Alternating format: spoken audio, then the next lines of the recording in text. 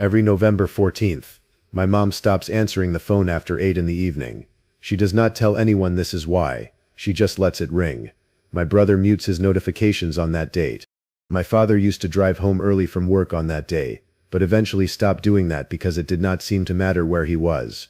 I know what they are all waiting for because I used to do the same thing. The calls from my sister started 3 years after she died. I want to be precise about what I mean by that, because precision matters here. Sarah did not die mysteriously. There was no accident, no crime, no condition we fought to understand in dark hospital waiting rooms. She was 34 years old when a blood clot formed in her leg during a red-eye flight home from a conference in Portland. By the time the plane landed, it had reached her lungs. The autopsy was straightforward. The cause of death was documented. We buried her on a gray Friday in October, and my mother spent the following year exactly as you would expect, in the particular kind of shock that comes from losing someone whose loss is medically explainable but somehow no less impossible. The first call came on a Tuesday in January, 3 years and 3 months later. My dad answered it at the office. When he asked who was calling, he heard his daughter's voice saying his name, not a recording, not a distortion. The distinct familiar tone of Sarah, who had inherited our mother's particular way of stretching out vowels when she was uncertain about something. He dropped the phone. 2 of his colleagues heard it fall, but by the time they came into his office the line was dead. If you felt the particular chill that comes from hearing something impossible before you can shield yourself from it, share this with someone who understands that specific kind of cold. Subscribe, because these kinds of things happen, and I want to show you what happened after. I did not know about my father's call until later that week. He told my mother first, and she reacted the way anyone would react to their spouse describing something that cannot be true. She thought he was having a mental health crisis. She made him promise to see his doctor. He agreed, not because he believed something was wrong with him, but because he needed her to stop looking at him like he was someone who had fractured under grief. The doctor found nothing wrong. Blood work was normal. Stress levels were within expected ranges for a man in his mid-60s who had recently lost a daughter. There was no medical explanation. By the time he got home from that appointment, my mother had received a call of her own. She was in the kitchen when the landline rang. At the time, I should mention, the landline was something we kept mainly for credit card companies and dental appointment reminders.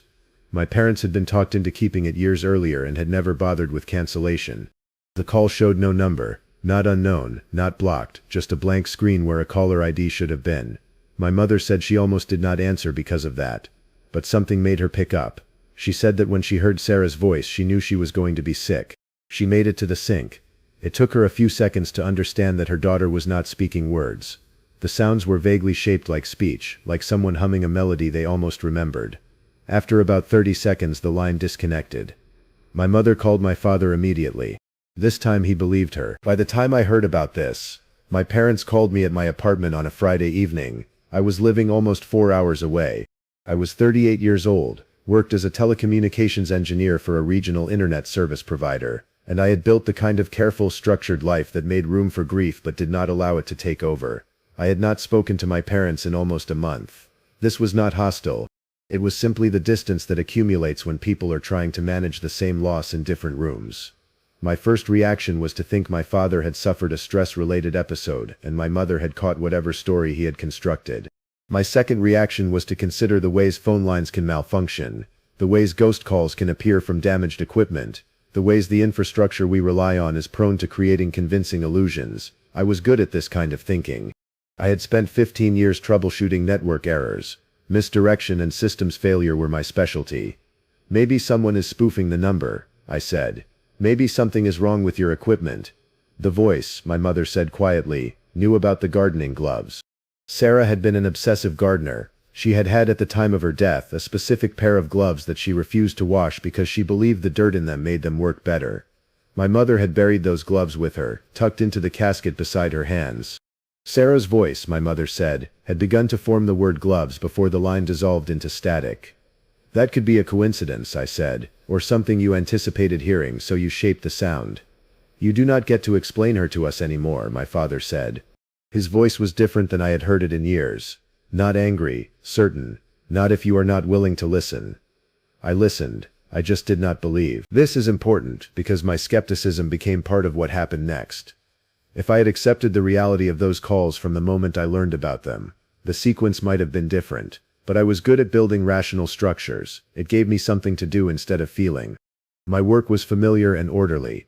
I spent my days managing field technicians, responding to service outages, and maintaining the kind of detailed logs that keep major infrastructure from catastrophic failure. We monitored a territory that covered 3 counties. We had 17 main service nodes, hundreds of smaller relay points, and thousands of individual connection lines. When something went wrong, which was often, it was my job to understand why and fix it. The week after my parents' calls, I worked normally. I attended my usual Thursday meeting with my supervisor and the regional management team. I went to the gym. I did not think much about Sarah, which was also normal. The grief after 3 years had become a feature of my life, like a building I passed every day that I had long stopped noticing. Then, on the following Tuesday, I received a text message from my sister. My phone was on the desk in front of me when the notification appeared. It came from a number I did not recognize. The message said, "Don't get on the 7:15. Sarah did not know I took the 7:15 train home on Tuesdays. I had moved to my current apartment after she died. This routine had never been part of her knowledge of my life. I stared at the message for a long time. I did not respond. I went home on the 7:15 train as I always did. Nothing unusual happened. The train was mildly crowded. The weather was clear. I got off at my stop and walked the 2 blocks to my apartment building, examining my own psychology the entire way home. This is where I need to mention something about myself that matters. I had been dating someone for about a year and a half. Her name was Rebecca. She was a psychologist who specialized in grief processing. This was coincidental to how we met, but it became relevant almost immediately once we began dating. I told her about the text message that first evening. I told her everything my parents had told me. I watched her face as she processed what I was saying, and I saw the exact moment when her professional concern superseded her personal affection. "These kinds of responses are common in grief," she said. "Sometimes when loss is not fully processed." "It is not my responses," I said. "It is my parents. It is something happening to them." "From a distance," she said carefully, "and filtered through your interpretation of what they reported." She was not wrong. I knew she was not wrong. But it frustrated me anyway, because she had provided a structure, and I had already been hoping to fit the evidence into it. 2 days later, I received another text from the unknown number. This message said, "Mom is going to the garden alone on Saturday. Do not let her." I called my mother immediately. She confirmed that she had planned to spend Saturday morning working in the back garden. She had not told anyone. It was not a particularly sensitive activity. Gardening was how she had been managing her grief, creating something, maintaining something, giving the time structure and purpose. "How would someone know that?" I asked her. "How would a random person spoofing a number know your personal schedule?" "They would not," my mother said. "Which is what your father has been trying to tell you." I drove up to see my parents that Saturday. I had not planned to. The drive consumed most of my daylight. I told Rebecca I was concerned about them. She accepted this without much resistance. She had grown used to my parental anxiety, which had been sharpened by grief and never quite dulled afterward. My parents' house looked the way it always looked. Maintained, careful. The interior had been updated over the years but never radically changed. Sarah's room was still technically Sarah's room, though my mother had converted it into a combined guest space and craft storage area. The pictures of Sarah were still on the walls, not in the obsessive way some houses become memorial sites, but as natural evidence that someone we loved had lived in these spaces. My mother was in the kitchen. My father was watching a football game with the sound off. "Tell me everything," I said, in order, from the beginning. They told me about the calls. They told me about the pattern. After the first 2 calls, the ones to my father and my mother, the phenomenon had actually stopped for about 2 weeks. They had hoped it was finished. Then it started again, but differently. The calls became shorter. The messages became more specific. They were never threatening. They were warnings. There had been the text to my father telling him not to leave for his morning walk at his usual time. My father, skeptical himself but also spooked, had delayed his walk by 30 minutes. He later saw that a truck had jumped the curb and hit a jogger on the exact route he normally took, at almost the exact time he would have been there. There had been a call to my mother warning her not to let my father go to the garage alone. She did not understand the warning. She went to check on him anyway, out of a kind of compulsive concern. She found that the automatic garage door opener had malfunctioned. The door had fallen while he was working on his car. It would have pinned him if it had come down while he was positioned the way he had been standing. The warnings were specific, accurate, and impossible. "What do you think is happening?" I asked. "We think Sarah is trying to keep us alive," my mother said. My father said nothing. He had already said this many times. He had worked through the specific shape of this impossible belief. I was just arriving at it. I spent the rest of Saturday at my parents' house. I did not sleep well. Around 3 a.m. a call came to the house phone. I was awake in their guest room, the converted space where Sarah's things still occupied the closet, and I heard the phone ring downstairs.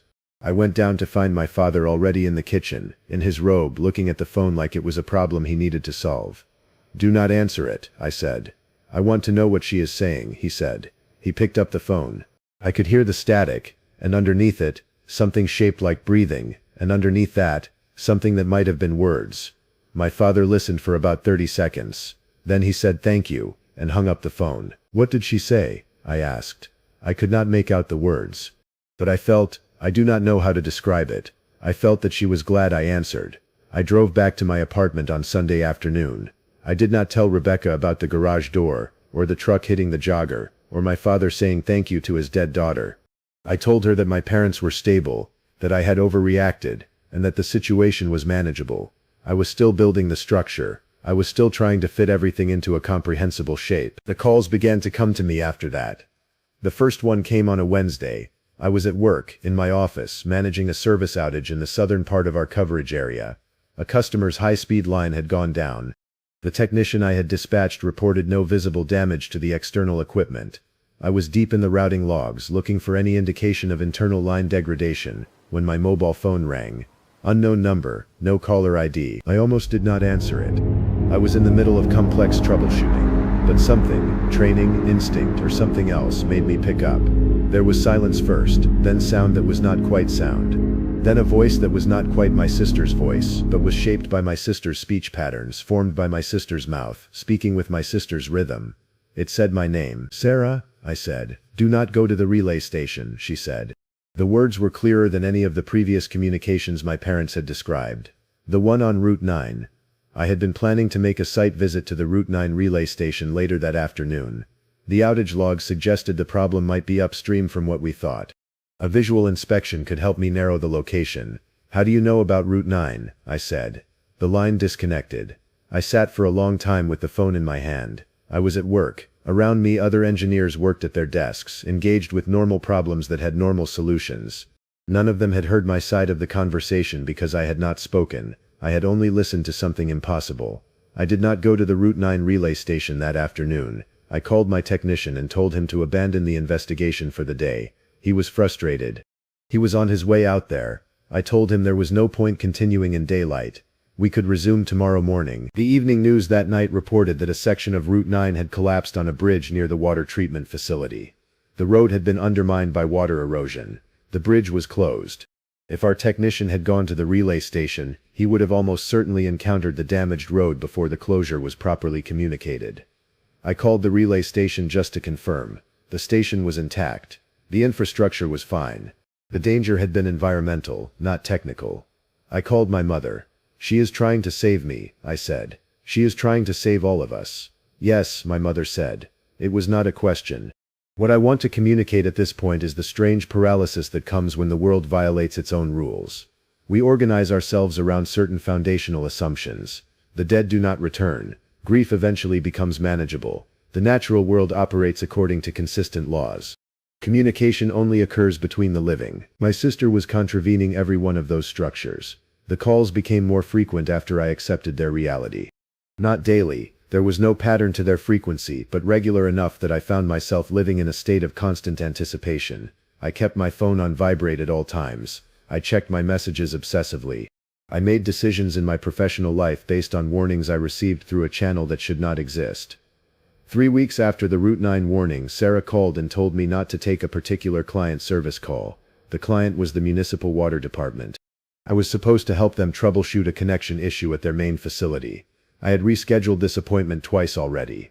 Missing it a third time would damage the relationship.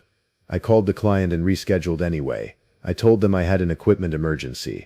It was not a lie, exactly. The water department's main facility caught fire that afternoon. A transformer malfunctioned. No one was seriously injured, but the facility was offline for 3 weeks.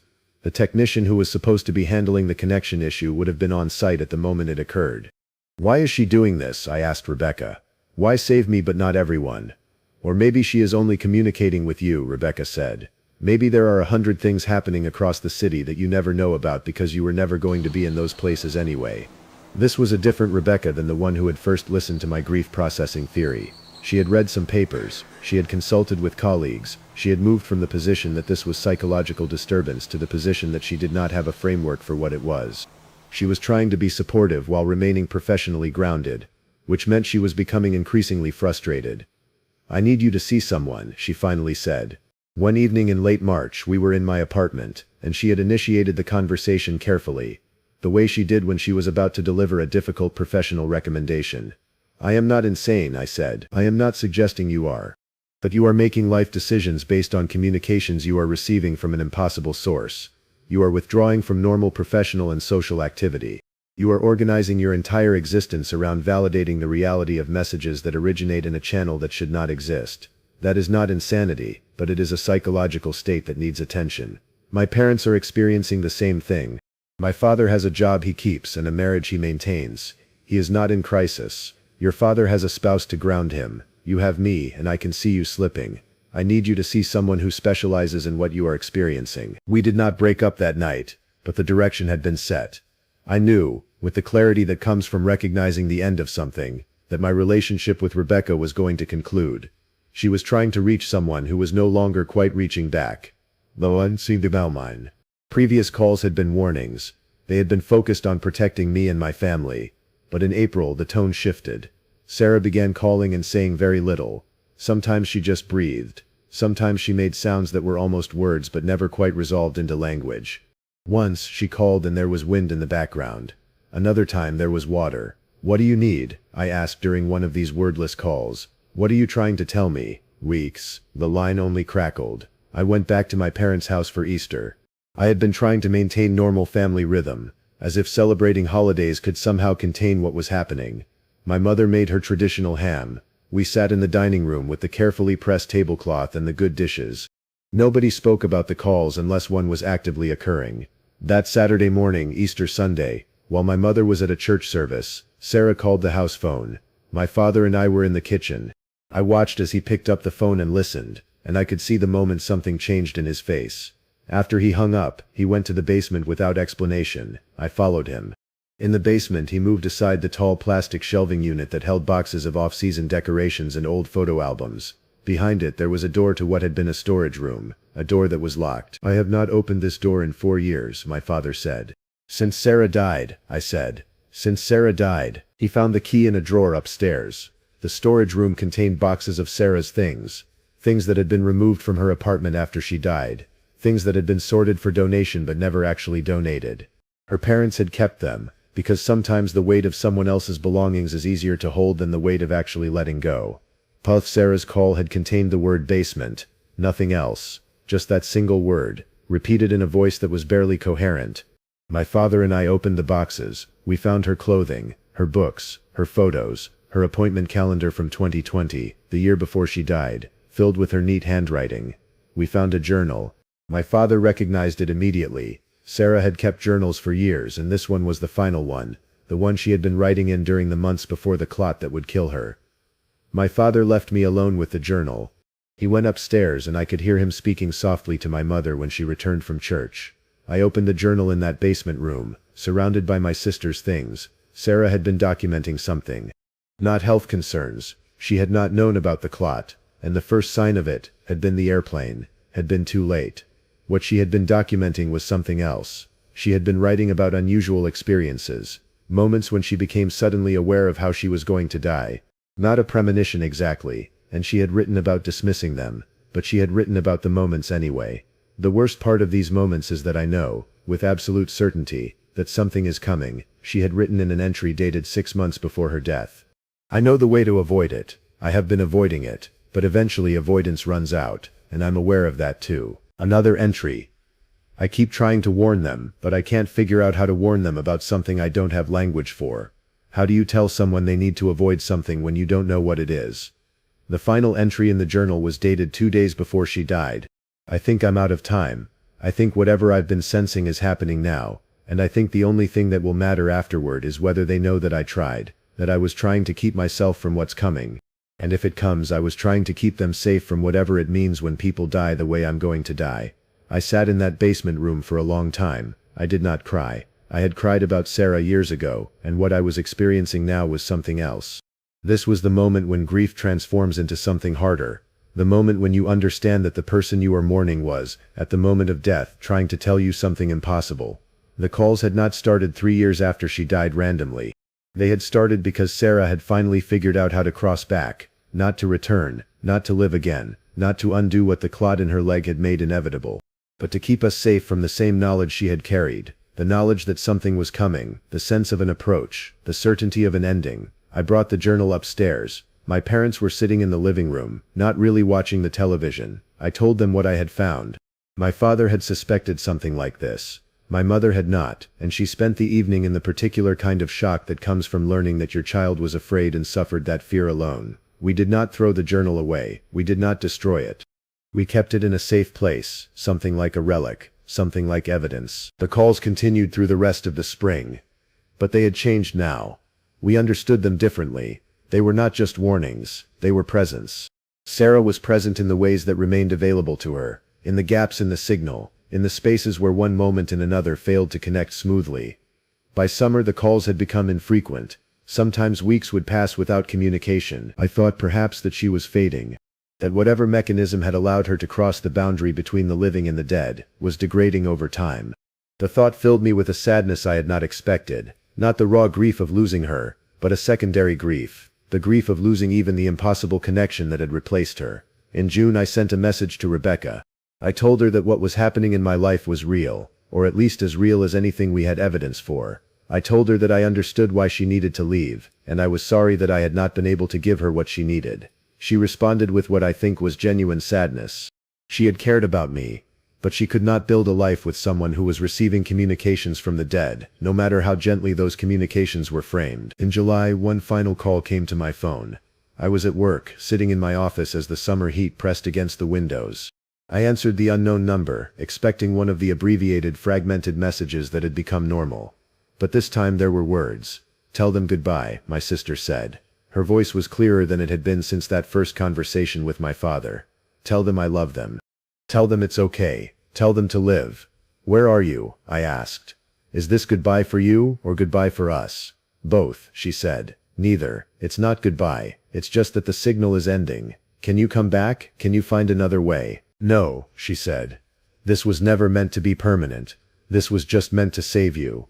"From what?" But the line had already disconnected. My father answered when I called to tell him. My mother picked up the extension. I relayed exactly what Sarah had said. My mother wept. My father sat in silence on the other end of the line. We waited for more calls, but none came. In the months that followed, I tested the number my sister had called from. It was no longer in service. The calls were finished. What I want to convey is that closure is not a single event. It is not something that happens and then you move forward in a straight line. What happened with Sarah changed us, but not in the way that normal grief changes people. We carry not the loss of her but the impossibility of her. We carry the knowledge that something exists beyond the boundary we thought was absolute. We carry the weight of not being able to explain it to anyone else. I still work in telecommunications. I still manage field technicians and maintain service logs. I still understand the infrastructure of the systems that connect people across distance, and now, every time a call comes through a line I cannot explain, every time there is an anomaly in the data, every time a voice carries static that sounds almost like words, I think of my sister. I think of her trying to reach across an impossible distance to keep people she loved safe. My father has kept his garage door opener professionally inspected. My mother plants her garden with perhaps a little less certainty than she did before, but she still gardens. I no longer date. I did not do this consciously, it simply happened that I could not explain to anyone I was interested in what I had experienced and what I believed about it. There seemed no point in starting something on that foundation of omission. Every November 14th, which was Sarah's birthday, my mother still stops answering the phone after 8 in the evening. My brother still mutes his notifications, my father still works late or comes home early depending on what the day requires to manage the particular shape of his grief. I sit quietly in my apartment and think about the year that contained both her death and her return. I think about the journal in the storage room. I think about the impossibility of being loved by someone on the other side of a boundary that should not have been permeable. Sometimes, late at night, my phone displays an error message, "Call failed," from a number that does not exist. I have never reported this to my service provider. I have learned not to question it. I have learned to understand it as the final piece of the signal, the last echo of something trying to stay present in a world that was no longer hers. I still have not told most of the people in my life what happened. They know that my sister died. They do not know that she called us.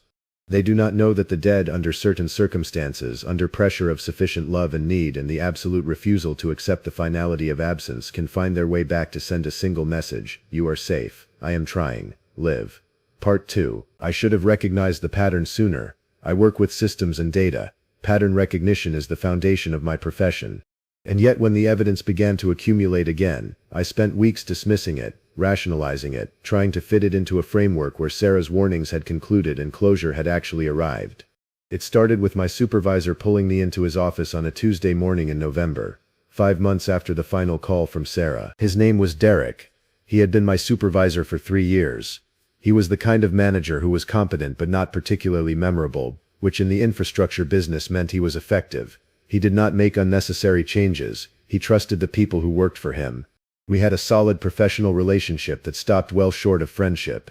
I need to talk to you about something unusual, he said, closing the office door behind me. And I need to know if you have any explanation for it. He opened his email and showed me a series of service records from the past 8 months.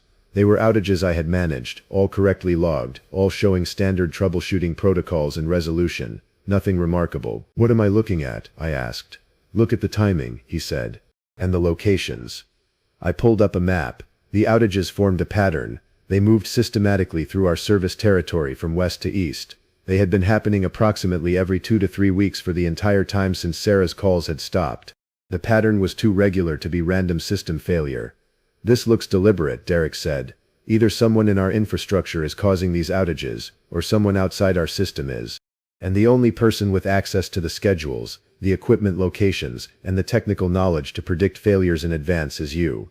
I understood immediately what he was suggesting. I am not creating these outages. Then explain the pattern. I could not. I looked at the map for a long time. The outages were moving east, deliberately, systematically, covering specific geographic ground. It was the work of someone who wanted to disrupt service across an entire region, but not all at once. Someone who wanted to do it methodically, in a way that would take months to notice. I do not know, I said finally, but I am not doing this. Derek studied me. Your performance evaluation last quarter noted some unusual behavior changes.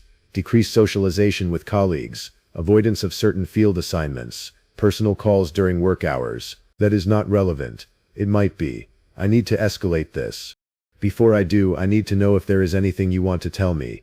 Anything that would explain this pattern or these behavioral changes. I almost told him about Sarah. For a moment I genuinely considered it, but I knew what would follow that disclosure. I would be removed from my position.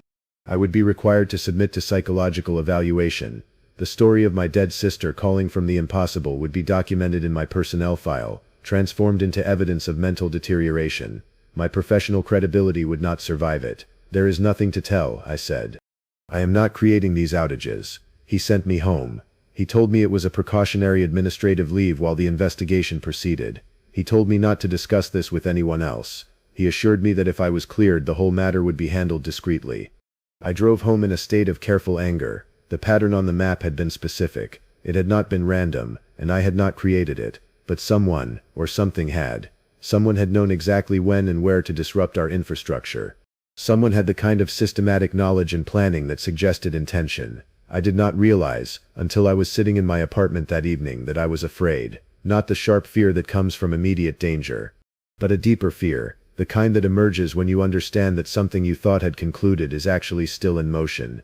Sarah had told me to live. She had told me that the signal was ending. She had said goodbye, but what if she had been wrong? What if the signal was not ending? What if it was changing? I called my parents. My father answered. I need to ask you something, I said, and I need you to think carefully before you answer. Since Sarah stopped calling, have you noticed anything unusual? There was a long pause. What kind of unusual? He asked. Anything. System failures, unexplained events. Anything that feels like it carries the same weight as the warnings did. Your mother has been keeping a log, he said quietly. She did not tell you because she thought the calls had ended, but she has been documenting things. Let me put her on. My mother's voice was careful when she picked up the phone. I have been writing things down, she said. Nothing dramatic, but I wanted to be thorough, in case something else happened. She read me the entries. They covered the past 5 months. They were a chronicle of small failures and disruptions. A section of road near my parents' neighborhood had collapsed, a sinkhole that had opened suddenly due to water erosion. It happened on a day when my father would have normally taken that route to his office, but he had left unusually early for a morning meeting. Their power had gone out twice during severe weather events, but they had received warnings both times and prepared accordingly. Other houses on their block had experienced more prolonged outages. Their water line had failed, requiring major repair, but the failure had occurred while they were home, allowing them to discover it before significant damage spread to the interior of the house. My mother's car had suffered brake failure, but it happened in their driveway while she was testing the response, not on the road where it would have been catastrophic. I think she is still protecting us, my mother said, but differently, more subtly. Like she is learning how to do it in a way that does not involve calling. That does not make sense, I said. She said the signal was ending. The signal was ending, my mother said. The calls were ending, but maybe the presence was not. I spent that night going through my own logs. I did not have a comprehensive record like my mother's, but I tried to remember the small failures and avoided disasters from the past 5 months. A gas leak in my apartment building that was caught by the super before it became dangerous. A delivery truck that had nearly hit my car, but I had decided at the last moment not to take a shortcut through a particular parking lot. A client installation that I was supposed to attend, but the appointment had been rescheduled due to equipment unavailability. The installation had occurred at a facility that, I later learned, had suffered a catastrophic server failure that had taken everyone on site offline for several hours. I tried to find the pattern. I tried to understand what my sister was doing and why. If the calls had ended, the protection had not. By the time I went to bed that night, I had a working theory. Sarah had said that the signal was ending, and she had meant it. The calls would not return. But she had not said that everything was finished. She had not said that her ability to influence events, to prevent disasters, to keep us safe, had stopped. She had said goodbye, but goodbye to a form of communication, not to presence itself. The investigation into the infrastructure outages took 2 weeks to complete. During that time I was suspended from active work. I was instructed to attend sessions with a company psychologist. The psychologist was professional and not hostile, but I could see that she had already formed her conclusions. The outages had stopped occurring after I was removed from my position. The most obvious explanation was that I had been creating them, deliberately or unconsciously, as some kind of manifestation of workplace stress or underlying psychological disturbance.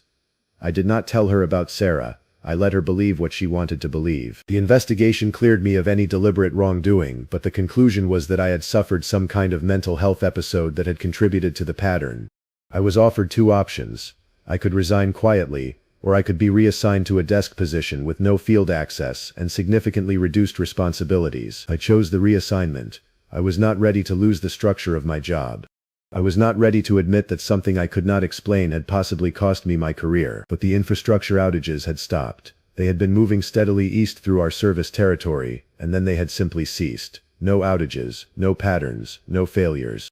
The system returned to its baseline state of random distributed failure. I understood what this meant. Sarah had been trying to tell me something using the language of systems failure. She had been creating a map, moving systematically through our territory, marking something. And when I had been removed from my position, when I had stopped monitoring, stopped interfacing with the system, the message had stopped. The map was incomplete. I spent December trying to understand what she had been marking. I obtained copies of all the outage records. I mapped them against demographic data, against infrastructure age, against weather patterns, against my own location data from my phone. The pattern was absolutely clear when you had the complete picture. Sarah had been moving from west to east. She had been marking specific corridors of infrastructure. She had been doing something systematic and purposeful. But I did not have access to the service records anymore. My reassignment had moved me to a completely different department. I was reviewing billing disputes and customer service reports. I was no longer part of the infrastructure team that managed the live system. I did not know how to continue investigating the pattern without access to the data. Then, 3 days before Christmas, I received a call from someone I did not know. "My name is Thomas Vance," the man said when I answered my phone. "I work for the Department of Homeland Security. I need to talk to you about something that happened in your service territory." My first thought was that the investigation into the infrastructure outages had expanded beyond my employer. My second thought was that I was about to be arrested for something I did not do. "What is this about?" I asked carefully. "I would rather discuss this in person. Are you available to meet?" We arranged to meet the next afternoon at a coffee shop about halfway between my apartment and the city center. Thomas Vance arrived 15 minutes early. He was a man in his 50s, wearing clothes that were professional but not aggressive. He did not look like he was there to arrest me. He looked like someone who was tired of carrying a particular kind of information alone. "I am not going to accuse you of anything," he said once we were seated. "I am going to tell you something that I should not be telling you, because I think you might have some context that would help me understand it." He pulled out a folder and opened it. Inside were maps similar to the ones I had created, but much more comprehensive. They showed the entire northeastern United States, and they showed a pattern of infrastructure failures spanning the past 2 years. Power grids, communication systems, water mains, transportation networks, all moving systematically from west to east, all converging on a specific geographic location. The pattern started appearing about 18 months ago, Vance said. "We thought it was coordinated terrorism at first, deliberate sabotage, but when we started investigating, we discovered something unusual. Every single one of these failures occurred in a way that prevented a catastrophic incident. Multiple near disasters were averted through strategic infrastructure disruption." I understood what he was telling me. Someone is controlling the failures. Or something. We are not sure. What we are sure about is that the pattern is accelerating, and it is converging. All of the corridors of failure are moving toward a single point. And that point is in your service territory.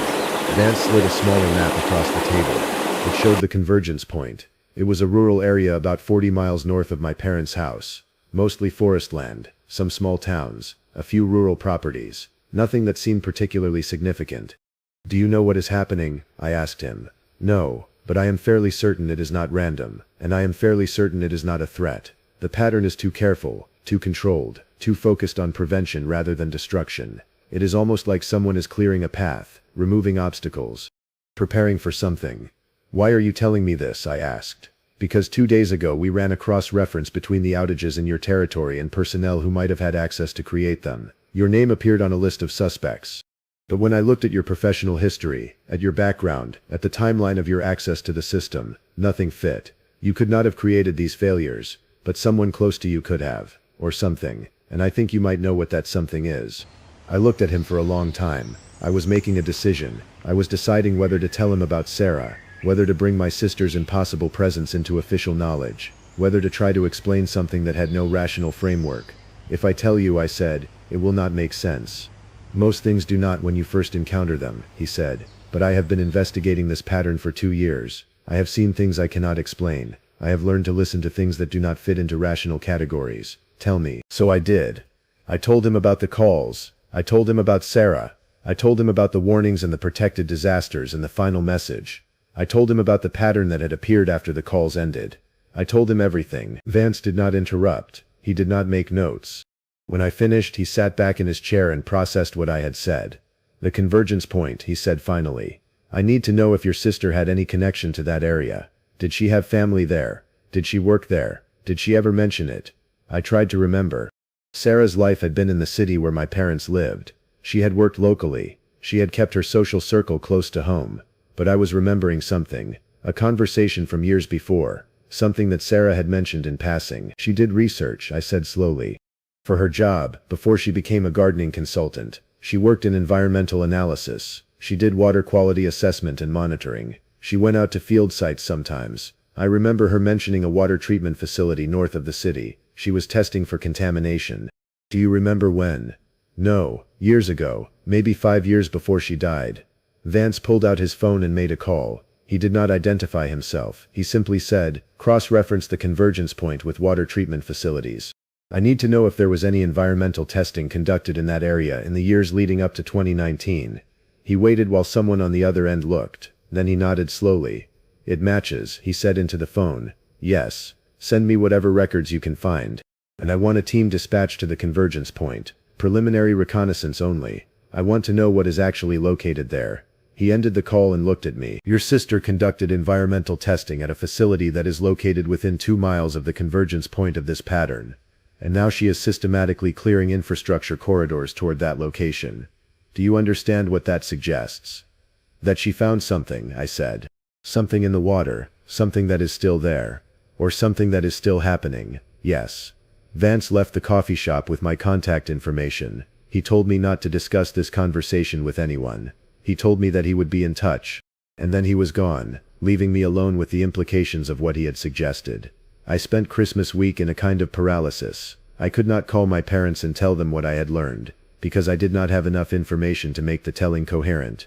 I could not ask questions about my sister's work from years earlier without raising suspicions about why I suddenly cared about something so distant and irrelevant. But I could research. I spent my evenings in my apartment, accessing databases I still had credentials for, pulling water quality records from the years when Sarah had been conducting her analysis. I found the test results from the facility near the convergence point. I found the parameters she had been measuring. I found the initial results showing elevated contamination levels in the groundwater supply. And then I found the follow-up report written 6 months later indicating that the contamination levels had decreased. The problem had been addressed. The facility had undergone remediation. The water was safe. But there was a note in the file that I almost missed. It was a comment from a facility manager, added years after the initial report. It said, "Contamination has returned. Levels increasing. Recommend immediate intervention." The date on that note was 4 months ago. I called Vance. It took him 3 hours to call me back. The facility was being contaminated, I told him. My sister identified it years ago. It was addressed. But the contamination has returned, recently, within the time frame of all these infrastructure failures. "We know," Vance said. "We have been conducting testing of our own. The contamination levels are extremely elevated. The water is not safe for human consumption. But here is where it gets complicated. The facility serves a region of approximately 40,000 people.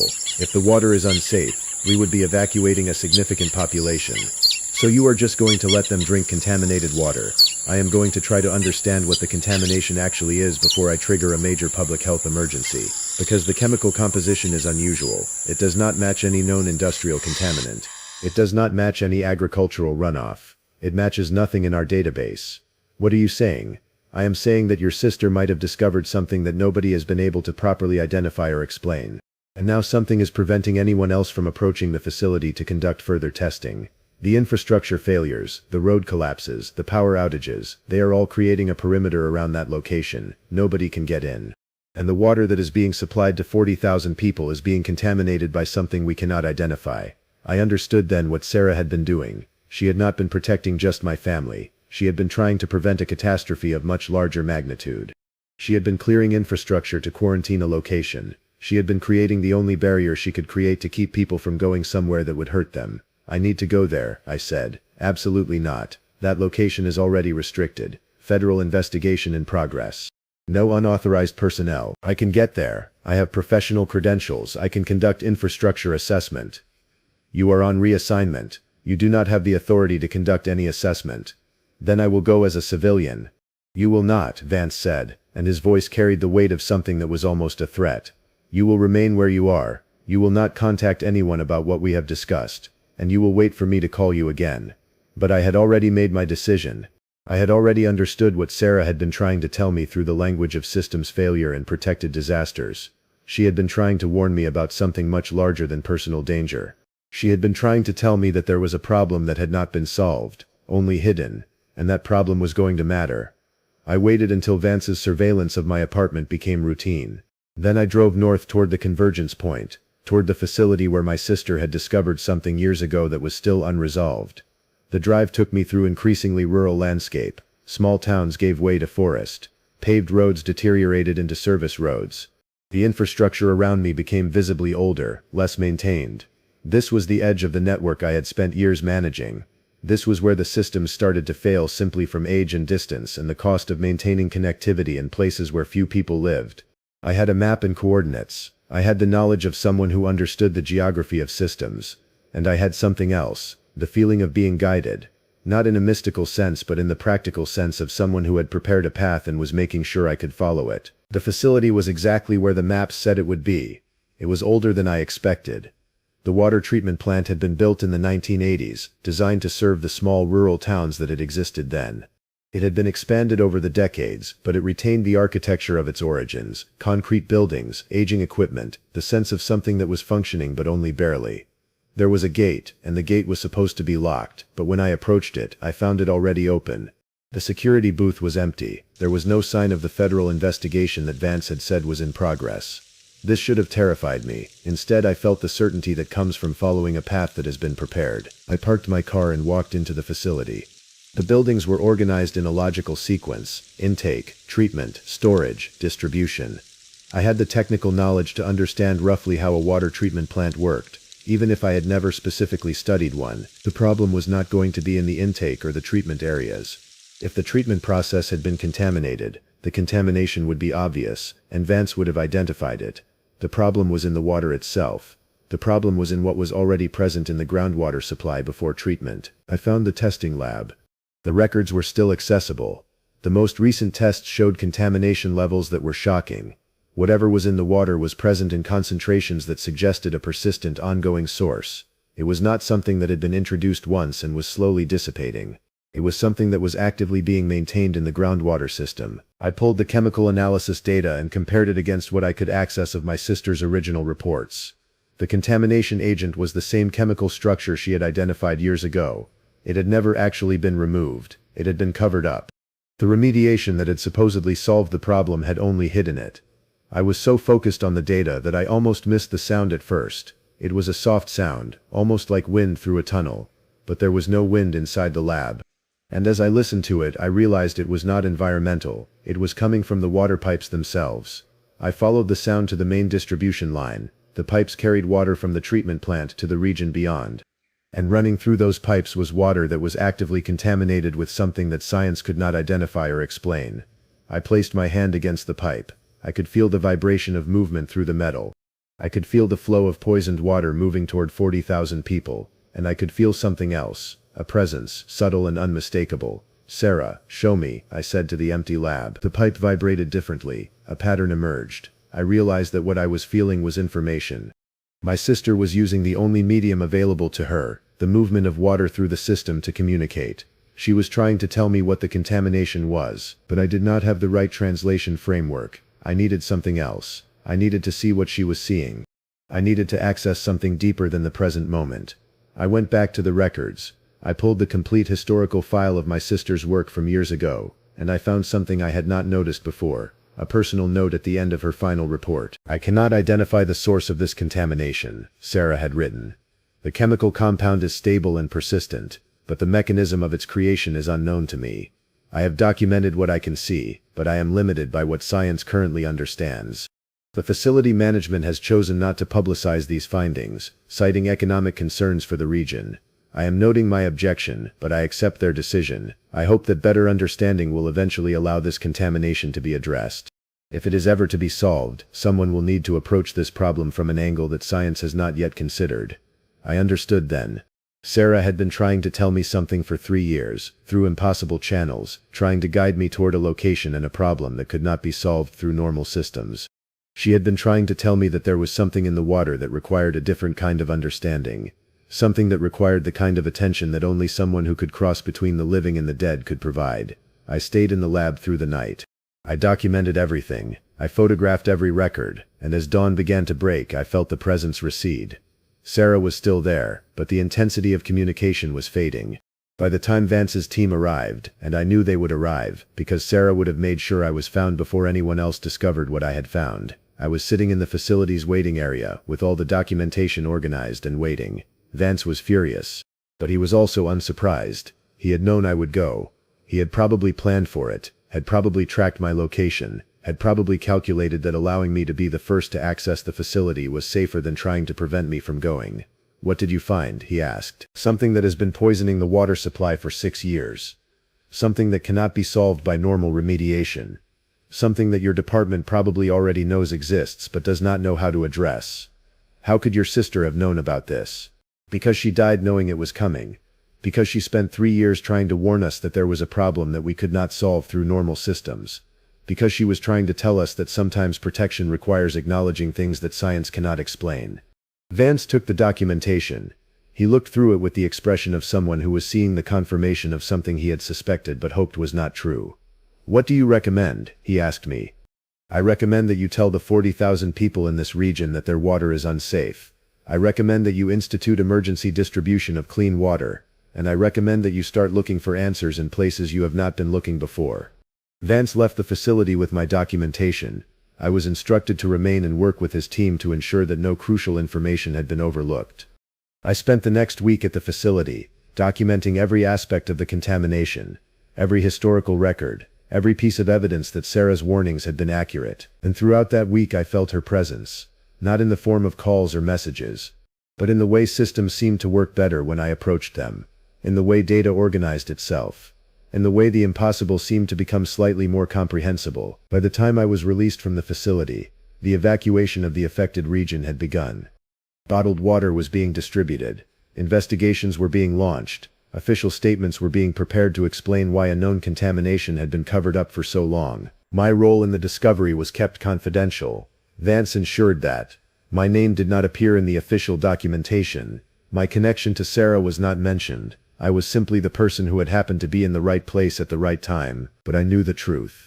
I knew that Sarah had guided me there. I knew that her warnings, even after they had stopped taking the form of phone calls, had continued in the only way they could. She had been trying to protect not just my family but all the people whose water was poisoned by something that could not be explained. And in the months that followed, as the investigation deepened and the true nature of the contamination began to emerge, I realized that Sarah had known about this problem all along. She had discovered it years before her death. She had tried to warn the people in her professional capacity. She had been ignored, and then she had died, and then she had come back, in the only way available to her, to make sure that the warning could not be ignored a second time. The contamination was eventually addressed through a combination of new treatment technologies and external water source development. The 40,000 people in the affected region eventually had access to safe water again. The facility management who had covered up the initial findings faced legal consequences that were largely sealed from public view, and my sister's name was never mentioned in connection with any of it. Her role in the discovery and prevention of the crisis remained impossible, remained unexplained, remained something that only a handful of people would ever know was real. I returned to my work. I was eventually reinstated to my previous position, once the investigation into the infrastructure outages had been officially closed. I did not ask how it was closed or what explanation was provided. I did not need to know. What mattered was that I could return to the systems I understood, to the infrastructure that connected people across distance. But I understood now, in a way I had not understood before, that systems can carry meaning beyond their functional purpose. That the language of failure and protection can communicate across boundaries that should not be permeable. That love, when it is strong enough and specific enough and desperate enough, can find ways to persist even after the body that generated it has ceased to exist. My mother no longer needs to stop answering the phone on November 14th. My father has stopped waiting for the garage door to fail. My brother has resumed normal notification settings on his phone. But I do something different. Once a month I make a pilgrimage to the water treatment facility where Sarah discovered the contamination that would have killed thousands if it had not been addressed. I do not do anything when I am there. I do not investigate or document or troubleshoot. I simply sit in the testing lab where I felt her presence most clearly, and I remember what it means to be guided by someone who is no longer present in the way presence is normally defined. The water is safe now. The contamination has been addressed. The system works the way it is supposed to work. And somewhere in the space between the possible and the impossible, my sister is finally at rest, knowing that her warnings were heard, knowing that the people she loved remained safe, knowing that the problem she could not solve in life had been solved through the particular kind of persistence that only the dead can offer. My name is Elena Hartley, and I have worked as an archivist and research librarian at the Laurel Creek Historical Society for 23 years. My job is to preserve and provide access to historical documents, photographs, maps, letters, and records that document the life and history of the region. I help genealogists trace their family lines. I assist students with local history projects. I maintain the physical integrity of documents that span more than 2 centuries. I believed in the work. I believed that history, when properly documented and understood, could illuminate the present. I believe that stories, even difficult stories, even tragic stories, needed to be preserved and made available to those who wanted to understand what had happened in the places where they lived. I believe that until I discovered what happens when you understand certain stories too completely. If you work in fields that require research, if you believe that knowledge and documentation are always valuable, if you have ever felt the compulsion to solve a mystery or understand something completely, then subscribe and share this with someone who might need to hear that some investigations have a cost that goes beyond the time you spend on them. The Carruthers family had been prominent in Laurel Creek since before the town was officially incorporated. They had owned timber operations, rail interests, property throughout the county. The family house, a Victorian mansion built in 1889, still stood on the outskirts of town, though it had been converted to a bed and breakfast establishment in the 1990s. I knew the basic family history. Every archivist in Appalachia knew something of the prominent families, the ones who had shaped the region's development and whose stories were interwoven with the commercial and social history of the mountains. But I did not know the Carruthers family story in depth until a young woman came into the archive looking for genealogical information. Her name was Sarah Chen. She was 34 years old, and she was researching her mother's side of the family. Her mother had been a Carruthers, born and raised in Laurel Creek, but she had left the region when she was 18 and had never returned. Sarah wanted to understand why. She wanted to know what had driven her mother away so completely that she had spent 50 years never speaking about her family or her hometown. I have some information that might help, I told Sarah. Let me pull our records on the Carruthers family. I knew where the files were located. The archive occupied the entire second floor of a historic building in the center of town. The Carruthers materials were in a section 1 accessed regularly. I had a box of correspondence, some photographs, some property documents, and a detailed diary kept by Margaret Carruthers in the 1950s. When I pulled the materials out and laid them on the research table, Sarah's face changed. She looked at the documents the way someone might look at something precious that had been lost long ago. I did not think there would be anything, she said quietly.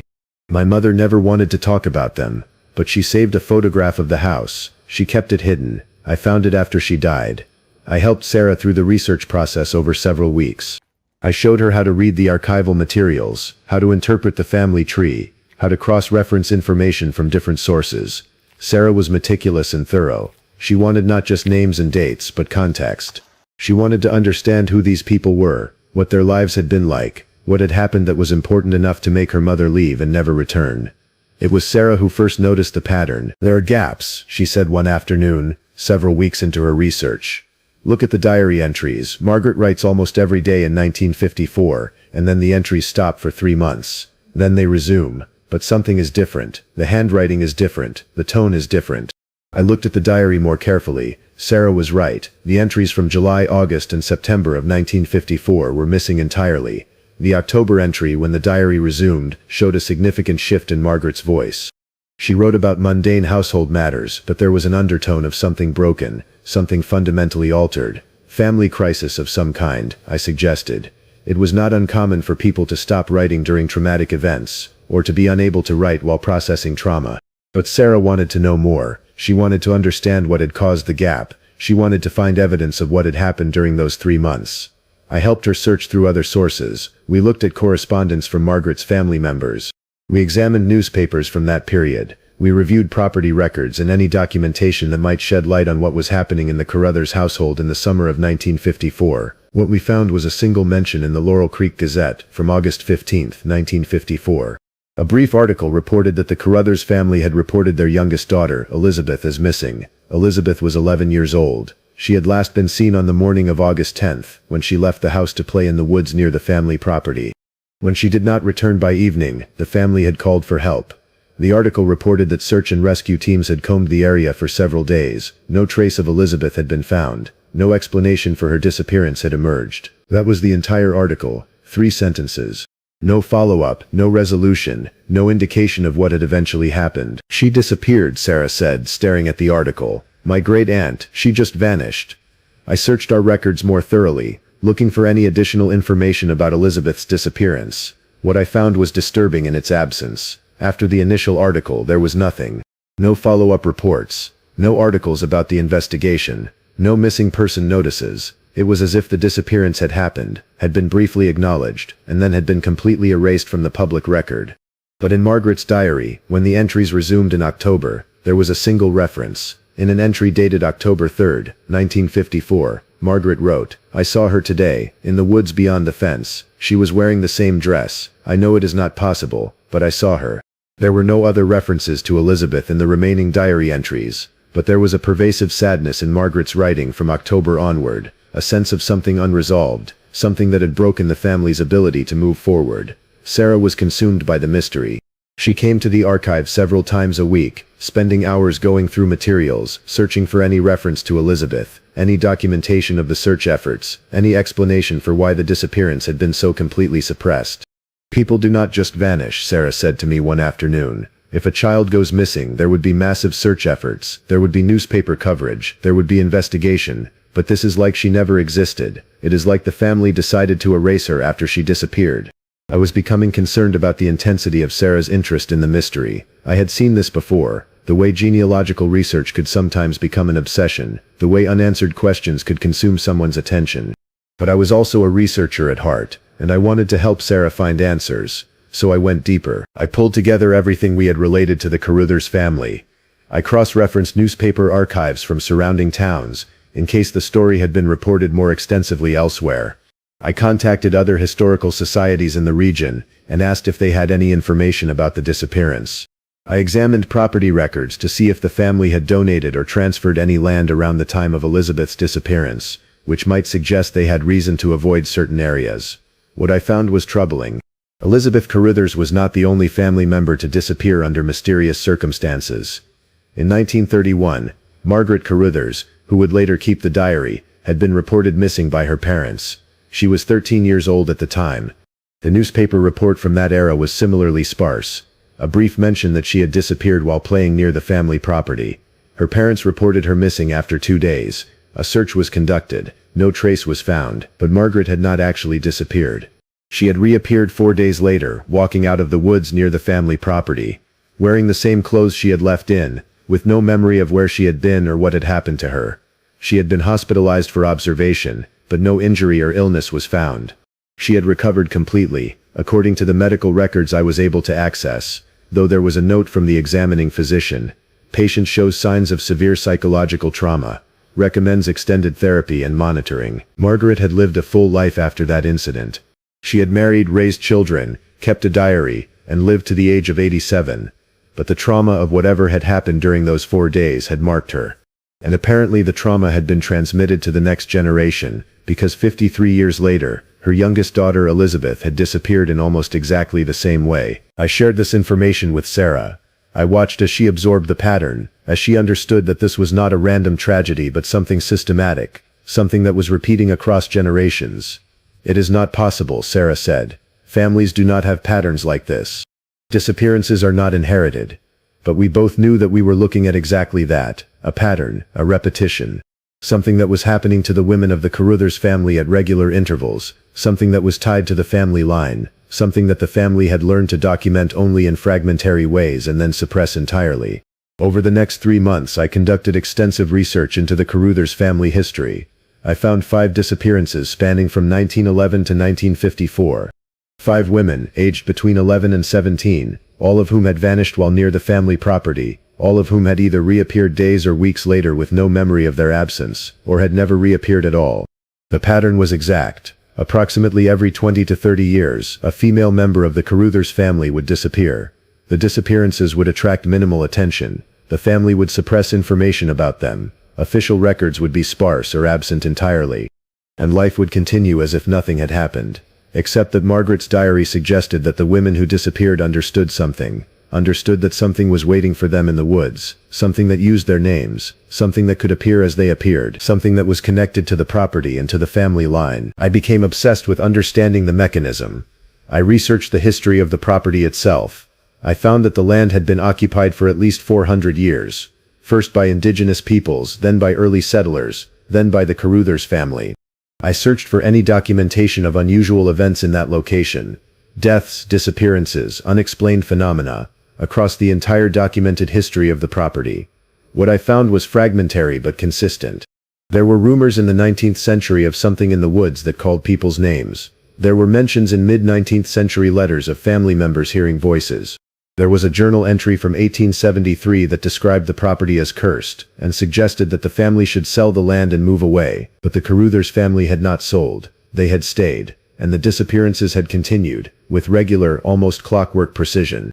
Sarah and I compiled all of this information into a comprehensive document. We created a timeline of disappearances. We documented the names, the dates, the circumstances, the outcomes. We created a genealogical chart that showed exactly how each disappeared person was connected to the others. We gathered every scrap of information, newspaper articles, diary entries, medical records, property documents, family correspondence, and organized it into a coherent narrative. Sarah wanted to publish it. She wanted to share the story with academic researchers, with paranormal investigators, with anyone who might be able to explain what was happening to her family. This is important, she said. People need to know about this. My family needs to understand that this is not random tragedy. This is something that can be studied and possibly understood. I should have stopped her. I should have recognized the warning signs. But I was also a researcher, and I was also invested in understanding the pattern. So I helped her prepare the document for publication. I wrote a historical society preface. I organized the evidence. I created a thorough academic presentation of everything we had discovered about the Caruthers family disappearances. The document was published in a regional historical journal in the fall of 2019. It received a small amount of attention in academic circles and in local history communities. But it also received attention from other people. Genealogists, paranormal researchers, people who had their own theories about what was happening. More importantly, it received attention from the Caruthers family. Sarah received a phone call from one of her cousins, a woman named Margaret Caruthers who lived in Nashville and who had seen the published document. Margaret was angry. "You had no right to publish this," Margaret said. "These are private family matters. You are making us look like we are cursed or insane. You are making the family's trauma public spectacle. The disappearances are part of the historical record," Sarah said. "They happened, they are documented. People have a right to know about the history of the region." "No," Margaret said. "People have a right to not know. There are things that should stay in the archives. There are stories that should never be told." I listened to Sarah recount this conversation, and I felt the first genuine moment of fear. Margaret's words echoed something I had heard before, something that Carl had told me years earlier about the calling sounds. Whatever you hear, do not look for it, do not investigate, do not try to understand. I had violated that rule. I had looked, I had investigated.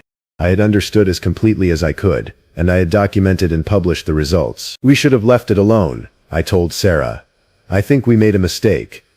But Sarah was committed to the research. She had found something that nobody else seemed to have noticed, and she was not going to abandon it now, just because her family was angry with her. 3 weeks after the publication of the document, Elizabeth Caruthers disappeared. Not the Elizabeth from 1954. Elizabeth Chen, Sarah's daughter. Sarah's 10-year-old daughter, who was visiting from Nashville for a weekend. Elizabeth had gone to visit the Caruthers family property with her mother on a Saturday afternoon. Sarah had wanted to show her daughter the place where her family's history had been rooted. Elizabeth had been playing near the woods while Sarah sat on the porch. When Sarah went to check on her daughter an hour later, Elizabeth was gone. Search and rescue was called immediately. The authorities conducted an extensive search of the property and the surrounding woods. Sarah was devastated, convinced that the disappearances that had plagued her family for generations had claimed another victim. I was called to the archive by the Historical Society director the day after Elizabeth's disappearance was reported. He looked shaken. "The police are asking about your research," he said. "They want to know if the Historical Society has any information about unexplained disappearances on the Caruthers property. They are wondering if there is a pattern." "There is a pattern," I said. "I documented it. It was published last month." The director stared at me. "You published research that documented a pattern of disappearances on private property, and then someone's child disappeared from that property." "Yes, but it was not causation. The pattern predates the publication." "Did it accelerate after the publication?" I had no answer to that. The police investigation into Elizabeth Chen's disappearance went nowhere. No trace of the girl was found. No explanation emerged. The disappearance was treated as a missing child case, with all the urgency and resources that such cases command. But like the historical disappearances, there was something fundamentally confusing about the investigation.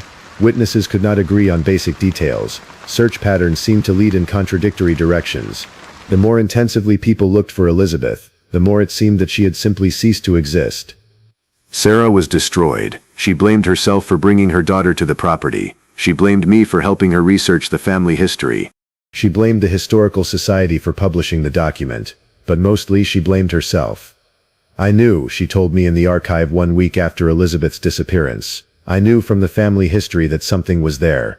But I thought that if I understood it, if I documented it, if I made it part of the historical record, then it would lose its power. I thought that knowledge would protect my daughter."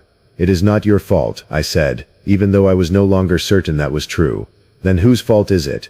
"Yours? You helped me research. You helped me publish. Did you not understand what you were doing?" I had not understood. Or perhaps I had understood but had chosen not to acknowledge the understanding. Either way, I had participated in the violation of the rule. I had looked for the story. I had found it. I had documented it completely, and I had published it, making the story real in a way that existing documentation alone could not do. 2 weeks after Elizabeth's disappearance, she reappeared. Sarah was sitting in her motel room in Laurel Creek when there was a knock at the door. When she opened it, Elizabeth was standing there. She was wearing the same clothes she had disappeared in. Her hair was the same length. Her physical appearance was completely unchanged. But she did not remember anything. She had no memory of where she had been. She could not explain how she had come to be standing outside her mother's motel room. She seemed confused and disoriented, but she was physically unharmed. She was also different in a way that was difficult to articulate. Sarah described it to me over the phone. She looks like my daughter, but something about how she moves is different. Something about how she speaks is different. It is like she is not quite in sync with the way time is supposed to work. Elizabeth was taken to the hospital for evaluation. The doctors found nothing physically wrong with her. There was no sign of abuse, no indication of trauma, no explanation for the disappearance or the return. She was cleared to be discharged after 48 hours. Sarah took her daughter home to Nashville. She did not return to Laurel Creek. She did not contact me. Her research was finished, but the pattern had not ended. It had only accelerated. Over the following year, I documented 17 additional disappearances in the county, not just from the Caruthers family property, but from multiple locations throughout the region. Disappearances that had characteristics similar to the historical Caruthers disappearances. The people vanished near wooded areas. Search efforts became confusing and contradictory. Some people reappeared days or weeks later with no memory of their absence, and others were never found at all. I had created something. By researching the Caruthers family disappearances so thoroughly, by documenting the pattern so completely, by publishing my findings in a way that made the pattern undeniable and real, I had brought the phenomenon out of the realm of isolated family tragedy and into something more widespread. The pattern was spreading. Other people who read my research began looking for similar disappearances in their own family histories. They began documenting, researching, publishing, and wherever they looked they found what they were searching for. The phenomenon followed the research. It emerged wherever the pattern was investigated most thoroughly. A psychology professor from the local university contacted me. She had read my research and had become interested in the phenomenon. She wanted to conduct a formal study, to interview families with histories of disappearance, to document the incidents more comprehensively, to potentially submit the findings to paranormal research organizations. I refused to help her. You do not understand, I told her. The research itself is the problem. The more thoroughly you investigate, the more you document, the more you try to understand, the more the phenomenon manifests. I have already made that mistake once. I will not do it again. She thought I was being irrational. She went forward with her research anyway. Her study, published 2 years later, documented 93 cases of unexplained disappearance in Appalachian counties from the past 50 years. The documentation was exhaustive, comprehensive, thorough. And within 6 months of publication, the disappearance rate in those counties tripled. I pulled the Caruthers materials out of public access. I removed Sarah Chen's research document from our archive. I deleted the files from our digital collections. I tried to undo the publication of my original research by contacting the journal and requesting a retraction, but the damage was done. The pattern had been released. By understanding it and documenting it and publishing it, I had made it real in a way that private family tragedy could never be. I had transformed a personal, localized phenomenon into something that could be studied, replicated, and amplified. The Historical Society Board questioned my decision to restrict access to the materials. They asked why I was removing documents from the archive. I could not give them an answer that made sense within the framework of my professional ethics and training. So I told them the truth. Some stories do not need to be preserved. Some histories are safer when they are forgotten. They did not understand. They thought I was experiencing some kind of professional crisis. They suggested that I take a leave of absence, see a mental health professional, consider whether archival work was still right for me. I took the leave of absence. I never went back. I spent the following year trying to undo what I had done. I contacted the journal that had published my research and requested a full retraction. I explained that the research was based on flawed methodology, and that the conclusions I had drawn were not supported by evidence. The journal agreed to issue a retraction, though they did not fully understand the reasoning. I contacted other researchers who had cited my work and asked them to disregard the findings. Some of them did. Others had already moved forward with their own investigations and were not willing to abandon years of research because I had changed my mind. The damage continued to spread. Disappearances increased throughout Appalachia. Search and rescue teams became frustrated with the contradictory witness accounts and the impossible geography of the locations where people vanished. Mental health professionals reported increases in trauma among people who had lost family members to disappearance. The phenomenon became an open secret in the region. something that everyone knew about but nobody was willing to confront directly. And in the years following my research publication, I kept detailed records of every documented disappearance that occurred in locations I had investigated or written about. I documented the correlation between the intensity of research and documentation and the frequency of disappearances. I created a comprehensive catalog of the pattern, and then I did not publish it. I did not share it with anyone. I kept it in a private file, locked away, where no one else could find it and make the same mistake I had made. The rule, the warning that had been passed down through the Appalachian communities, was not about refusing to listen to calling sounds or avoiding specific dangerous locations. It was about the danger of investigation itself. It was about the understanding that some stories become more dangerous once they are known, once they are documented, once they are made part of the permanent record. The act of looking for the story makes it real. The act of finding the story concentrates it. The act of understanding and documenting the story gives it power and structure and the ability to spread. I destroyed my research files 3 years ago. I burned the copies I had kept. I removed myself from every research project that involved disappearances or unexplained phenomena. I stopped working in libraries and archives entirely. I could not be responsible for helping anyone else discover and document the things I had documented. Sarah Chen called me once, 2 years after Elizabeth had reappeared. She had stopped trying to understand what had happened to her daughter. She had accepted that some experiences cannot be explained, some questions cannot be answered, some mysteries cannot be solved. "I think Elizabeth is gone," Sarah said. "The girl who came back is wearing her face and speaking with her voice, but my daughter is not inside that body anymore. Something else is. And I think that my investigation, my research, my insistence on understanding the family history, I think I traded my daughter for information, and the information was not worth the price." I did not argue with her. I did not try to convince her that she had not made that trade. Because I believed that she had. I believed that by researching the Caruthers family history, by documenting the disappearances, by publishing the findings, both Sarah and I had made a choice, consciously or unconsciously, to sacrifice something precious in exchange for knowledge. And I believed that sacrifice was the mechanism. That was what the phenomenon was actually trying to do. It was not simply trying to take people, it was trying to trade. It was offering knowledge in exchange for loss. And the more thoroughly you pursued the knowledge, the greater the loss would be. The warning, "Whatever you hear, do not look for it," was not about sound or place. It was about curiosity itself. It was about the human drive to understand, to document, to preserve. It was about the recognition that some mysteries, when solved, cost more than they are worth. I have built a different life now. I work in retail, a position that requires no research, no investigation, no documentation of anything beyond basic point-of-sale transactions. My work is ephemeral. At the end of each day the records are erased. Nothing accumulates. Nothing is preserved. I have not visited the archive in 5 years. I do not read historical documents. I do not conduct research. I have deliberately constructed a life that is dedicated to the forgetting of things, rather than the preservation of them. But I still keep one document. It is not published. It is not archived. It is not available to anyone else. It is a single page that I have carried with me since the year after I removed myself from the field. On that page I have written the pattern I discovered, distilled into its essential truth. It is a warning for anyone who might find my research, anyone who might want to continue the investigation I started, anyone who might feel compelled to understand the phenomenon more completely. The warning says this: the disappearances in Appalachia follow a pattern of appearance tied directly to the intensity of investigation and documentation.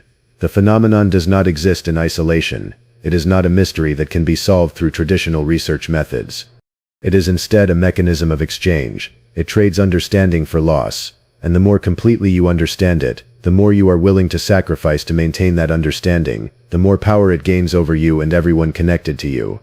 The only way to interrupt the cycle is to stop investigating. The only way to protect yourself and your family is to refuse to know. Whatever you hear calling from the documentation, whatever mysteries you discover in the archives, whatever patterns you begin to see in the historical record, you must choose to not understand them completely. You must choose to let some stories remain incomplete, some patterns remain unresolved, some mysteries remain in darkness, because the act of bringing them into light is the act that gives them power. I think about Sarah Chen sometimes. I think about Elizabeth Chen, the girl who came back changed, who is no longer the daughter Sarah lost but is something else wearing her face. I think about all the other people who have disappeared in the years since my research was published. All the people who have been drawn into the exchange, all the people who have been traded away in exchange for knowledge that nobody really needed to have. And I think about the Carruthers family, about Margaret and Elizabeth and all the others whose disappearances became public information, whose private tragedies became historical curiosities, whose stories became real and powerful and reproducible once they were written down and preserved and published. The Historical Society still holds the Carruthers materials. They are still in the archive. I could not completely remove them. Other researchers have begun to access them. Other people have begun to document the pattern. The cycle continues. And I am powerless to stop it, because the damage was done the moment I decided to look for the story. The mechanism was activated the moment I began to understand. The pattern became unstoppable the moment I published my findings and made the story real for everyone else. If I could do it again, I would refuse to help Sarah Chen. I would tell her that some family histories are better left unexplored. I would explain that the loss of knowledge is sometimes the price of survival. But that is the rule that I am unable to follow. Because I am still driven by the compulsion to understand, to document, to explain. Even now, even knowing the cost, even having witnessed the consequences, I still carry within me the fundamental drive that makes a researcher who I am. And that drive is what the phenomenon exploits. That is what it is really hunting for. It is not hunting for young women or children or random people who wander near wooded areas. It is hunting for people like me, people who cannot stop investigating, who cannot stop trying to understand, who cannot stop documenting what we discover. It is hunting for people who will sacrifice everything, their families, their sanity, their very sense of reality, in exchange for one more piece of knowledge, one more answer, one more piece of the pattern. It is hunting for people who will never stop looking. I have been a volunteer firefighter and emergency medical technician for the Morgan County Fire Department for the last 19 years. Before that, I worked in construction, but when I turned 28, I decided I needed to do something that meant something. I needed to help. I needed to be the person that people could call when everything went wrong. I have responded to 847 emergency calls in that time. I have helped deliver babies and resuscitate cardiac patients. I have extracted people from wrecked vehicles and talked suicidal individuals down from ledges. I have done things that were difficult and necessary. I have saved lives. I have also lost people, not many, but enough that I carry the weight of those losses. But I have never encountered anything like what happened on Route 12 through Morgan Hollow. And that experience has taught me a version of the warning that is subtly different from the ones that come before it. This is not about listening for sounds or recognizing lures. This is about accepting that some places and some situations are designed to trap you through your own compassion. This is about learning that sometimes the only way to survive is to refuse to help. If this is the kind of story that keeps you thinking about why certain rules exist, why the people closest to the land have wisdom that seems to defy logic, then subscribe and share this with someone who understands the particular fear that comes from understanding you cannot save everyone. Route 12 through Morgan Hollow is a narrow 2-lane road that winds through a section of forest and rural property about 8 miles from the town of Harper's Ridge. It is not a major thoroughfare. It is used primarily by locals who live in the hollow and by people who are trying to cut across the county without taking the main highway. It is treacherous in winter, with steep grades and sharp curves. It is exactly the kind of road where accidents happen. I had responded to 7 calls on Route 12 in my 19 years with the department. 3 were single-vehicle accidents: a truck that slid on ice, a car that failed to navigate a sharp curve during rain, a motorcycle that hit a pothole and went off the road. 2 were multi-vehicle collisions. 2 were medical emergencies: a woman who had a heart attack while driving, a man who had a diabetic episode and crashed his vehicle. I knew Route 12. I knew where the dangerous curves were. I knew where the sightlines were compromised. I knew where the cell service was poor and where the nearest hospital was 43 minutes away by ambulance on a good day. So when dispatch called at 11:47 p.m. on a Tuesday evening in October and reported a single vehicle accident on Route 12, approximately half a mile past the Morgan Hollow Road intersection, I was already running scenarios in my head. Single vehicle, no other cars involved, which meant a better outcome than if another vehicle was struck. Route 12 in that location had a steep embankment on one side, which meant the vehicle could have rolled. No immediate reports of injury, which meant the driver had called for help or someone had seen the accident. I was first responder because I lived closer to that section of road than the fire station. I drove my personal truck with the emergency light activated, covering the distance in 12 minutes. The scene was exactly what I expected. A sedan had missed the curve and gone through the guardrail, coming to rest about 30 feet down an embankment. The front end was crumpled against a tree. There was no fire, which was good. There was no other vehicle involved, and there was a woman standing beside the road, waving me down. "He is still in the car," she said as I pulled up. She was in her 60s, shocked but functional. I was following him, and I saw him go through the rail. I called 911. I did not know what else to do. You did the right thing, I said. What is your name? Dorothy. I radioed dispatch.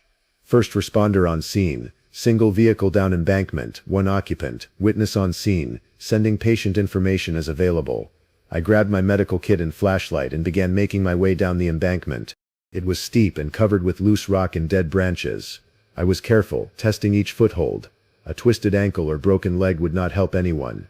The vehicle was a 4-door sedan, maybe 10 years old, with significant front-end damage. The driver's side door was partially open. I could see a figure slumped over the steering wheel. Hey, I called out. Can you hear me? Help is on the way. The figure did not move. I reached the vehicle and immediately assessed for hazards. No fire, no strong smell of fuel, no visible gas leak. The engine was off. I looked at the driver, a man in his 40s, unconscious, with a significant laceration on his forehead. I checked for a pulse. It was there, weak but present. Respirations were shallow. He had significant head trauma, possibly internal injuries from the impact. This was going to require immediate transport to a trauma center. Can you hear me? I asked, speaking directly into his ear. You are going to be okay. Help is on the way. Means. He made a small sound, not quite a word, but an acknowledgement that he was present enough to respond to stimuli. I was so focused on the initial assessment that I almost did not notice the problem, but then I looked up, and I realized that I could not see the road anymore. The embankment between me and the roadway had obscured the light from my truck. When I looked toward the roadway, I saw only darkness. This seemed odd. The truck headlights should have been providing illumination. The light should have been bleeding down the embankment even if I was now below the angle of direct sight. I called up to Dorothy. Can you see my truck? There was a pause. Then, no, it is gone. Where did it go? That made no sense. The truck was 30 feet away, at the top of the embankment, parked on a paved road. It could not have gone anywhere. I climbed back up the embankment to check. When I reached the top, I found the truck exactly where I had left it. The headlights were on. The emergency light was flashing red and blue. The truck was visible and exactly as I had left it. But Dorothy was not there. I called out for her. Dorothy? No response. I radioed dispatch. I need an update on responding units. I am at the scene of the Route 12 accident. I have one patient with significant head trauma, and I have lost visual contact with a witness. Copy, dispatch said. Harper's Ridge ambulance is 8 minutes out. Fire truck is 10 minutes out. 8 minutes. I could manage this alone for 8 minutes. I would stabilize the patient, keep him immobilized, prevent further injury. When the ambulance arrived, we would transport him to Morgan County Medical Center, and his trauma team would take it from there. I went back down the embankment. The vehicle was still there. The patient was still unconscious. But when I looked at his face more carefully, something was wrong. His features were different than they had been 5 minutes ago. His hair was longer. His facial hair was different. The laceration on his forehead was still present, but its exact location had shifted. I checked his pulse again. Still present, still weak. I pulled my phone out and took a photograph of his face, just to document the condition and ensure I had accurate baseline information. The photo showed exactly what I was looking at. A man in his 40s with head trauma, unconscious, requiring immediate transport. I waited for the ambulance. At the 8-minute mark I heard the siren in the distance. Good, they were on time. But when the ambulance came, it did not arrive on Route 12. It arrived at the scene of the accident directly. It was suddenly just there, visible through the trees, without having come up the road to reach me. The paramedics got out, a man and a woman I recognized from the station. They had their equipment with them, but they were looking around like they were confused about the location. Marcus? The male paramedic said. Where is the patient? Down the embankment, I said. Single vehicle, head trauma, unconscious, weak pulse. Did you move the vehicle? The female paramedic asked. No, it went through the guardrail. It is down here. But when I looked toward the embankment, I saw that the guardrail was intact. There was no gap. There was no obvious location where a vehicle would have gone through. Where? The male paramedic asked. I was confused now. I looked back toward where I had been standing moments before, and I could not see the vehicle. I could not see the embankment the way I had been seeing it. The geography of the location seemed to have shifted. It was right here, I said, pointing to a specific location. The female paramedic looked at me with concern. Marcus, there is nothing there. There is no accident. There is no vehicle. Dispatch said you had a call in, but when we arrived and looked around, we did not see anything. I walked to the location I had indicated. There was dense undergrowth, small trees, sloped terrain, but nothing that looked like a vehicle crash site. There was no smell of gasoline. There was no broken glass or metal debris. There was no crushed vegetation that would indicate a recent vehicle impact. I saw it, I said. There was a patient, there was a witness. When did the accident occur? The male paramedic asked. I checked my watch. 14 minutes ago. Dispatch called at 11:47 p.m. The female paramedic checked her radio. Dispatch, this is Harper's Ridge Ambulance. We are at the reported location on Route 12. There is no accident scene, no vehicle, no visible injuries. Can you confirm the exact location of the reported incident? Dispatch came back. Confirmed. Route 12, approximately half a mile past Morgan Hollow Road intersection. Single vehicle accident. Caller was first responder Marcus Webb. We are at that location, the ambulance driver said. There is nothing here. I stood in the darkness of the Appalachian forest, surrounded by paramedics and a vehicle that no longer existed, and I understood that something was wrong. Not with me, not with my perception exactly, but with the place itself. The place was not behaving according to the rules I understood. Take me back to the station, I said.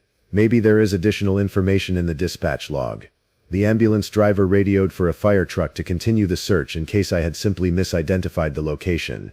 Then they took me back to Harper's Ridge, where I sat in the station and reviewed the dispatch log with the watch commander.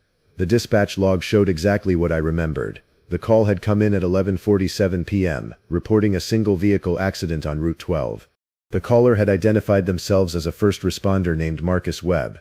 The dispatcher had asked for additional information, but the caller, me, had not provided any.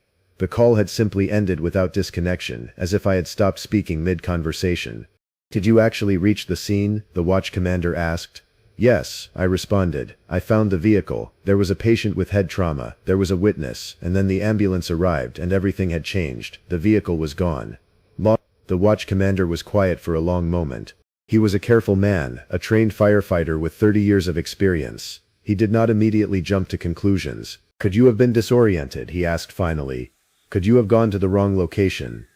Possible, I said. But I know Route 12. I know where the Morgan Hollow intersection is. I do not think I was confused about the location. But you are confused now. Yes, I am confused now. He sent me home. He told me to get some sleep and report back in the morning. He assured me that if there was a real accident on Route 12, the fire team would find it. They would track down the vehicle and the patient and the witness, and I would have a clear picture of what had happened. But they did not find anything. Not that night, not the next day, not in the following week. There was no report of a missing vehicle matching the description of the sedan I had seen. There was no patient admitted to Morgan County Medical Center with head trauma from a car accident on Route 12. There was no record of a witness named Dorothy reporting an accident. I was given 2 weeks of suspension pending an investigation into the call. The investigation concluded that I had either hallucinated or fabricated the incident, and that I should consider whether the stress of the job was affecting my mental health. I went to see a doctor. I told her about the incident and about my concern that I might be experiencing some kind of mental deterioration. She ran tests, blood work, cognitive assessments, imaging of my brain. Everything came back normal. There was no indication of neurological damage or psychiatric illness. I was by all medical measures mentally sound, but I knew something had happened. I knew I had responded to an accident that was no longer there when the ambulance arrived. I knew I had not imagined it, and I did not know how to explain it to anyone. So I did what people do when they encounter something that cannot be explained through normal channels. I kept it to myself. I returned to work after my suspension. I attended training. I responded to calls. I did my job. And on November 15th, exactly 28 days after the first call, dispatch called again. Marcus, we have a report of a single vehicle accident on Route 12, approximately half a mile past Morgan Hollow Road intersection. I was not the first responder this time. I was covering a shift at the station, and a newer paramedic named Derek was first on scene. But I heard the initial report come in, and I heard Derek's response. I am arriving on scene now, Derek said. I can see the vehicle down the embankment, single sedan, vehicle is damaged. I can see at least one occupant. Copy that, dispatch said. Ambulance is en route, ETA 8 minutes. I listened as Derek worked the scene. He reported that the patient was a male in his 40s with significant head trauma. The patient was unconscious but had a pulse. Derek was establishing basic life support and keeping the airway clear. And then abruptly, Derek's transmission became confused. Dispatch, something is wrong with the location. I am looking at the vehicle but I cannot seem to find where I am standing. The road is... There is no clear exit point from this location. Say again, Harper's Ridge. What is your situation? I am at the accident scene, the patient is here. But the location is... It is not making sense spatially. I went down the embankment. It is not as far as I remember going, but I also cannot see the road anymore. I cannot see where I came from. The watch commander at the station, a different watch commander than before, immediately called for additional resources. All units be advised that first responder Derek is at the Route 12 scene and reports disorientation, sending additional personnel to the location immediately. I was listening to this from the station, and I knew exactly what was happening. The place was doing it again. The place was creating an accident, drawing a responder into it, and then altering the location to make it impossible to navigate. But I was the only one who knew that. I was the only one who could potentially help, because I had experienced it before. I grabbed my medical kit and my tactical flashlight and I got in my truck without asking permission. I drove toward Route 12, exceeding the speed limit, with my emergency light activated. When I reached the location, I could see Derek's ambulance parked on the road, empty. The watch commander was there, along with 2 firefighters searching the embankment. "Marcus," the watch commander said. "Derek went down there, and we lost radio contact. We are trying to figure out where he is." I looked at the embankment, and I could see very clearly exactly where Derek would be.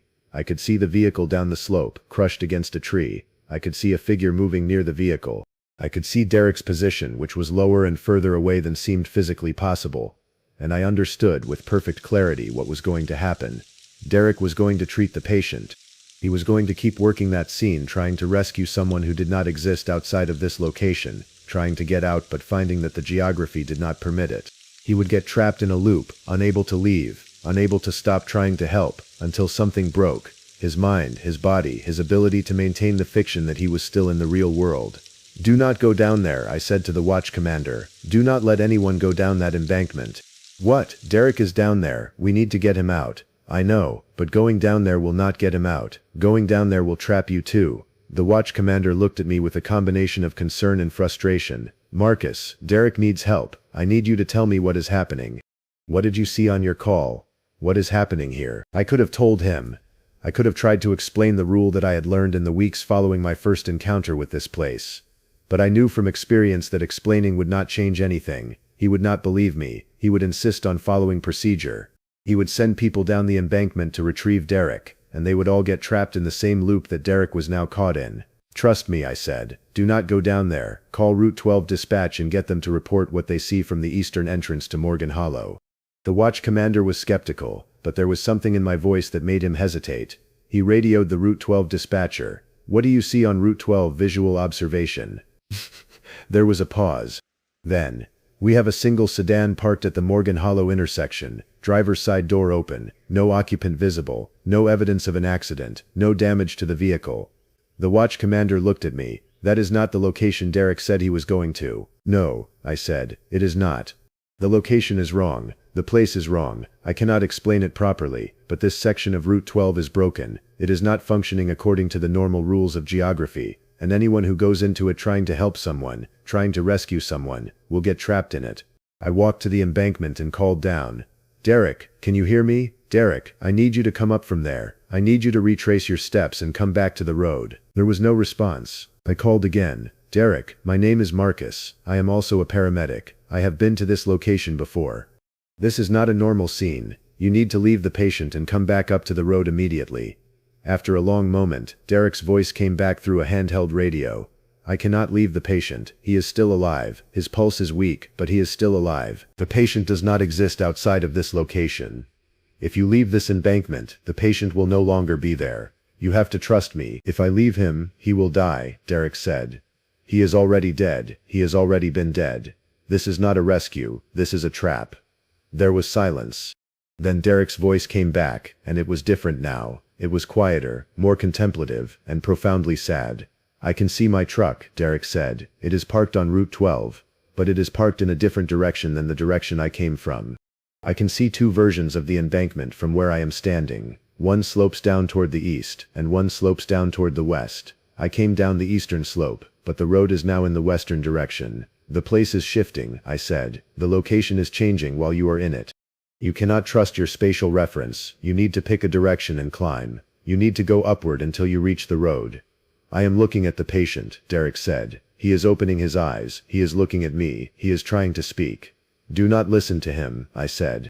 "Do not engage with him. He is not real. Nothing in that location is real except for you. Climb, now." There was another pause. Then Derek said, "I am coming up." It took him 11 minutes to climb the embankment. 11 minutes of radio silence as he navigated through the altered geography of that place. The watch commander was standing beside me, and I could feel him trying to decide whether to send another responder down, or to wait for Derek to emerge. Finally Derek appeared at the top of the embankment. He was covered in dirt and torn vegetation. He was shaking, his eyes were unfocused. He looked like someone who had been through something that his mind could not quite process. "What was that?" he asked. "I do not know exactly," I said.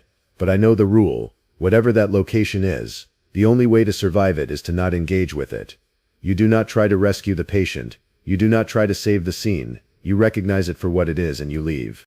The watch commander called for a welfare check on Derek and prepared him for transport to the hospital for evaluation. As Derek was being loaded into the ambulance, he looked at me and said, "Thank you. I do not know what I would have done if you had not told me to climb." The official investigation concluded that Derek had suffered a panic attack on scene, which had caused him to become disoriented and confused about his location. The vehicle they found at the Morgan Hollow intersection belonged to a man named Richard Coates, who had indeed been reported missing by his family. However, Richard had been missing for 6 months. The vehicle had been parked there for at least that long, with no indication that it had been driven recently. There was no body in the vehicle. There was no sign of where Richard had gone. The only explanation the authorities could offer was that the vehicle had been abandoned by Richard months earlier, and Derek had somehow become confused and thought he was responding to a current accident when in reality he had simply come upon an abandoned vehicle. It was not a satisfying explanation, but it was an explanation that fit within the range of normal possibility. Nobody had to confront the idea that a section of Route 12 was operating according to rules that violated basic geometry and causality. I was not suspended this time. But I was strongly encouraged to consider whether volunteer firefighting was still a good fit for me. The implication was clear. People who responded to calls that did not exist, who warned others away from rescues that needed to happen, who claimed to understand things that nobody else could see. Those people were liabilities. I took a leave of absence from the department. I told people that I needed time to process some personal issues. I went back to construction work, which was what I had done before, and which did not require me to respond to emergencies or to make decisions that affected other people's lives. But I kept paying attention to Route 12. Over the next year I documented the incident reports that were filed for Route 12. There were 14 additional calls to that location. 14 reports of accidents, medical emergencies or vehicles in distress. 14 times that first responders were dispatched to the location. In 6 of those calls, responders reported confusion about the location or inability to locate the reported incident. In 3 of those calls, responders reported that the patient or vehicle they had gone to help was no longer present when backup arrived. 2 of those calls resulted in missing persons reports. 2 people responded to emergencies on Route 12 and were never found. Their vehicles were discovered at the Morgan Hollow intersection, abandoned. Their families reported them missing. Search and rescue teams covered the entire area multiple times. Neither person was located. No official investigation was launched into the pattern. No one attempted to close the road or implement unusual safety protocols. The incidents were treated as isolated events, bad luck, navigation errors, the normal randomness of emergency response. But I understood what was happening. The place was learning. Each time someone responded to a call, the place got better at trapping them. Each time someone resisted the trap and escaped, the place adapted. The loop was becoming more efficient, more compelling, more difficult to resist. And I knew that eventually, someone would not resist. Someone would recognize a patient who was connected to their own life, a family member, a friend, a person they actually knew. And that person would be unable to refuse to help, and they would become trapped in that location. And they would disappear. I considered going to the authorities with what I knew. I considered trying to explain the pattern to someone in a position of power. But I also understood that I had no explanation that would be believed. I had no mechanism that could be understood. I had only a rule that I had learned through direct experience. Whatever you hear calling from that place, you do not answer. Whatever you see that needs help, you do not provide it. Because the only way to survive that location is to accept that some people cannot be saved, and some situations cannot be rescued. The rule had evolved for me. It was no longer just about listening to warnings and not following sounds. It was about accepting the limits of compassion in the face of the impossible. It was about understanding that in some places, at some times, the correct response to someone in distress is to leave them there and to accept the consequence of that choice. I stopped working as a volunteer firefighter. I did not return to the department. I could not, because I now understood something that would make every call a moral crisis. I understood that there were situations where the act of trying to help was itself the danger. And I could not live with that knowledge and continue to respond to emergencies, knowing that my help might be the mechanism that trapped someone in a loop of suffering. I returned to construction. I built things that lasted. I worked with my hands in ways that were straightforward and real. And I drove around Morgan County through all the seasons, and whenever I approached Route 12, I took the long way around the county, even if it added 30 minutes to my journey. About 18 months after Derek's incident, I was working on a construction project about 5 miles from Route 12. I was refurbishing an old barn, replacing the roof and reinforcing the structural beams.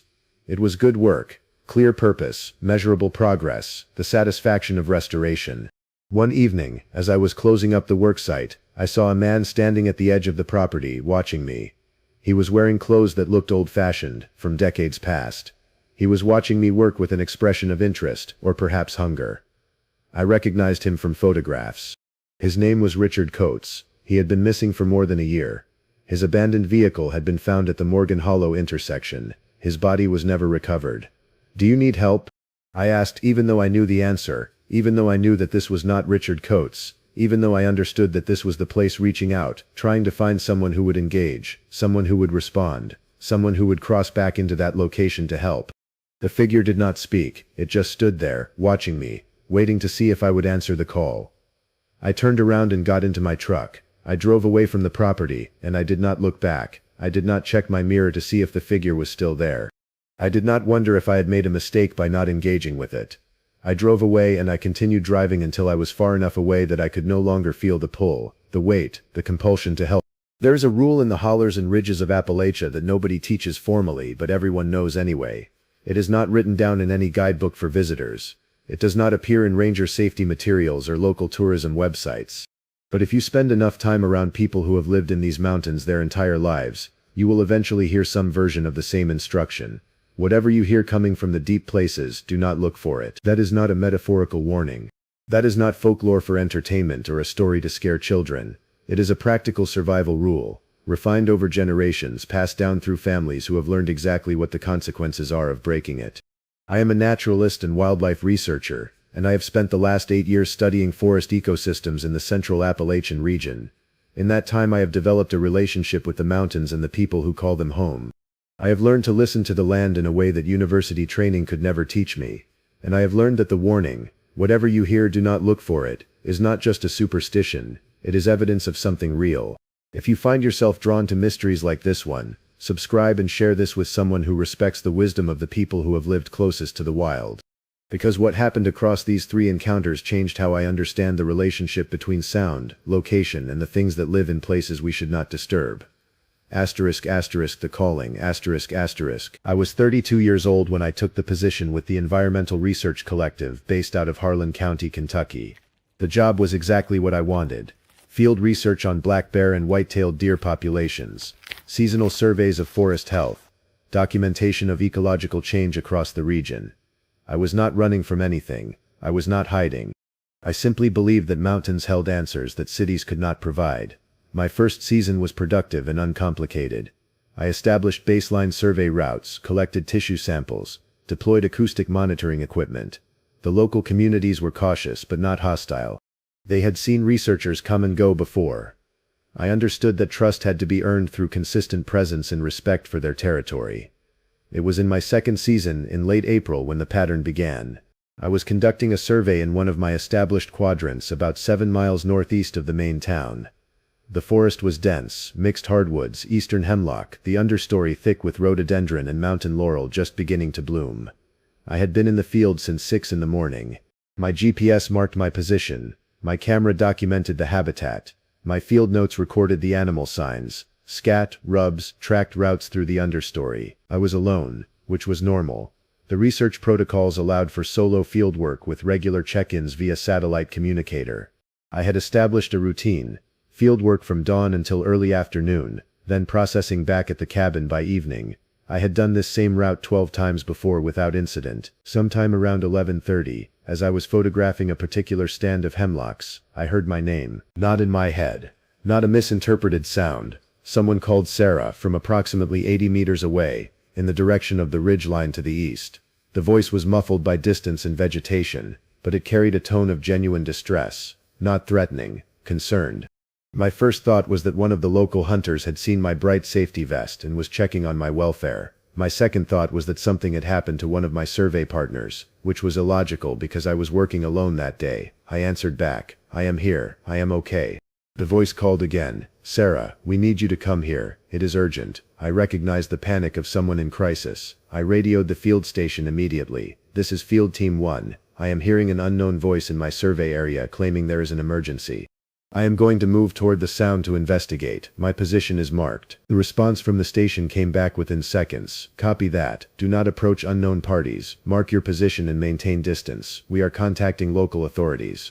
But the voice called again, more desperate. "Sarah, please, it is important. Please come, help us." I was a trained researcher and reasonably competent in the field, but I was not a trained crisis responder. However, I was the only person within several miles. The logical thing to do was to move closer, try to identify who was calling, assess the situation. I began moving toward the sound. The forest sloped downward toward a drainage where a small stream ran. I was moving carefully, watching for obstacles in the dense undergrowth, trying to maintain a vector toward where I had heard the voice. The voice called again, closer now, or so I thought. I was having difficulty triangulating the exact distance. Forest sound is distorted by vegetation, echoes from hillsides, the particular acoustics of valleys. I had moved perhaps 200 meters from my original position when I stopped. I want to be precise about what I noticed, because this is the moment when I understood something was wrong. The sounds around me had changed. I had not consciously registered the baseline sounds of the forest, the birds, the insects, the water, but now their absence registered very clearly. The forest had gone quiet. The calling voice had stopped as well. In that silence I took stock. I was in a valley I did not recognize from any of my previous surveys. My GPS showed I was still within the marked study area, but my visual references did not match my memory. The forest looked subtly different. The understory was denser. The trees seemed older. I called out, "I am here, where are you?" Silence. I turned to retrace my steps, and that was when the first real spike of fear went through me. The slope I had descended no longer looked correct. I could see upward from my position, but the direction did not match the angle I had descended. It was as if the topography had shifted while I was moving through the dense undergrowth. I checked my GPS. The unit was functioning normally. My position was marked. I was approximately 400 meters from my starting point, bearing approximately 110 degrees. That information did not comfort me because it contradicted my spatial sense of how far I had actually traveled. I heard my name again. The voice was closer now, much closer. It came from directly behind me, perhaps 30 meters away. And it sounded different than before. It sounded like my mother. My mother lived in Ohio. My mother had no reason to be in the Appalachian forest. My mother was dead. She had died in a car accident 4 years before I took this job. "Sarah," the voice said, in my mother's exact tone, "you need to come with me now." I turned toward the sound, but I could not see anyone. The forest was empty of human figures. The voice had come from a location with no visible source. That was when I realized what was happening. I did not understand the mechanism, but I understood the reality. This was not a person. This was not my mother. This was something that could generate sound, that could approximate a human voice, that could use information it should not possess. I was being lured. The instruction came back to me then, something an old man named Carl had mentioned months ago when I was discussing my research. He had been sitting on his porch, and I had mentioned that I was planning extended surveys deep in the forest. He had gotten very still. "You hear anything calling your name out there," he had said. "You do not answer it. You do not look for it. You go the other way. You understand me." I had smiled politely and filed it away as folklore. Now I understood it as a survival rule. "No," I said firmly to the empty forest. "No, I am not coming with you." I turned upslope, away from the direction of the voice, and began moving quickly but carefully back toward my marked starting position. Behind me I heard my mother's voice continuing to call, but I did not look back. I did not answer. I did not allow myself to question whether it truly was my mother, whether somehow she was actually here, whether I was making a terrible mistake by refusing to investigate. My hands shook as I navigated through the dense understory. It took me 40 minutes to reach my starting position. When I reached it, I took a GPS reading and logged the data into my field notes. 11:47 a.m. Acoustic disturbance. Unknown source. Vocalizations mimicking human speech, claiming distress, claiming identity as deceased person. Responded with standard field protocols. Event resolved. No threat to safety. I did not elaborate beyond that because I was still a rational scientist and I was still processing what had actually happened. But I knew I would never describe this incident to my supervisors in the way it had actually occurred. They would pull me from the field. They would recommend psychological evaluation. The entire project would be jeopardized. Instead, I returned to my cabin, processed my data, and that evening I drove to the nearest town and found Carl's address. He was sitting on the same porch when I arrived. He did not look surprised to see me. "You heard it," he said. "How did you know?" "Because you have that look. Same look my grandfather had after he heard it. Same look my father had. Once you know what is out there, you do not forget." I sat down on his porch, and Carl told me the story of his family's relationship with whatever lived in those deep forests. His grandfather had been a hunter, back in the days when the mountains had been more isolated, before roads and electricity and modern development. His grandfather had heard a voice one winter calling for help, a child's voice, from deep in a ravine. He had spent 2 days trying to reach the source of that voice, and he had found himself in places that should not exist, forests that did not match any map, valleys that led in impossible directions, until he finally understood that he was being hunted, and he ran. He made it back to town, Carl said, but something followed him. For the rest of his life he would hear that voice, in his sleep, when he was alone. It never came for him again, but it was there, like it wanted him to remember. "What is it?" I asked. Carl shook his head. "I do not know. Nobody knows. But it has been here longer than people have been here. My father's journal, he wrote down everything he could about it. There is a pattern. It calls. If you answer, if you look for it, it follows you. You have to refuse. You have to understand that whatever it says, whatever it uses to convince you, your mother, your child, your friend, your own voice, it is not them, it is using what it knows about you." I stayed with Carl for 3 hours that evening. He showed me his father's journal, entries dating back to the 1960s, documentation of incidents, warnings about specific locations where the calling was more active. There was a map marked with X's indicating places where people had disappeared or where the phenomenon had been reported. Most of those locations were in the deep forest, away from roads and habitation, but some were not. Some were on the edges of settlements. Some were places I had been planning to survey. "It is getting closer," Carl said quietly. "Every generation, the edge of its territory seems to move a little closer to where people live. We do not know why, but the rule is the same. Whatever you hear, do not look for it. Do not answer, do not follow. The only way to be safe is to refuse." I did not do another survey in that quadrant for 3 months. When I finally returned, I stayed on the established trails and kept my attention on the work in front of me rather than on any sounds I might hear. I did not hear my mother's voice again, but I understood that the absence of the voice did not mean the threat was gone. It meant I had learned the rule. The others had not. Asterisk, asterisk, the whistle, asterisk, asterisk. In the same county, about 30 miles south, there was a man named James Torrance who had lived his entire life within a 5-mile radius of the hollow where he was born. He was 73 years old when I encountered him, and he worked part-time as a guide for the few tourists and researchers who wanted to explore the deeper parts of the mountains. I hired James to help me with a particularly remote survey site. He was quiet, competent, and he moved through the forest with the ease of someone who had spent more time in the wild than in civilization. We were hiking to a ridge where I needed to install acoustic monitoring equipment when he stopped abruptly and held up a hand. "Do you hear that?" he asked. I listened. There was a sound coming from deeper in the forest, rhythmic and melodic. It sounded almost like music, or the beginning of a song. It was beautiful. It was also wrong. There were no birds in these mountains that produced sounds like that. There was no instrument, no human presence that would explain it. "What is it?" I asked. James did not answer immediately. He was very still, his entire body tense with what I would later understand was recognition and fear. "That is the whistle," he said finally. "That is what my grandfather warned me about." "What is it exactly?" "I do not know. I have never gone to look. My grandfather made me swear I would not. He said his father went to look for it, went to find the source of that whistle, and he never came back. They found his clothes 3 days later, folded neatly on a rock beside a stream, but his body was gone." The whistling continued, moving through the forest in a direction that was difficult to pin down. It was hypnotic. It was drawing something out of me, a desire to find it, to see it, to understand what could produce such a perfect, impossible sound.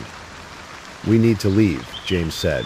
"We need to leave now, and we do not look back and we do not listen too carefully." We turned away from the sound and retraced our steps. James moved quickly, almost urgently, despite his age. We did not speak as we walked back to the trailhead. When we reached the vehicle, James sat heavily in the passenger seat and did not speak for a long time. "My grandfather kept a journal," he said eventually.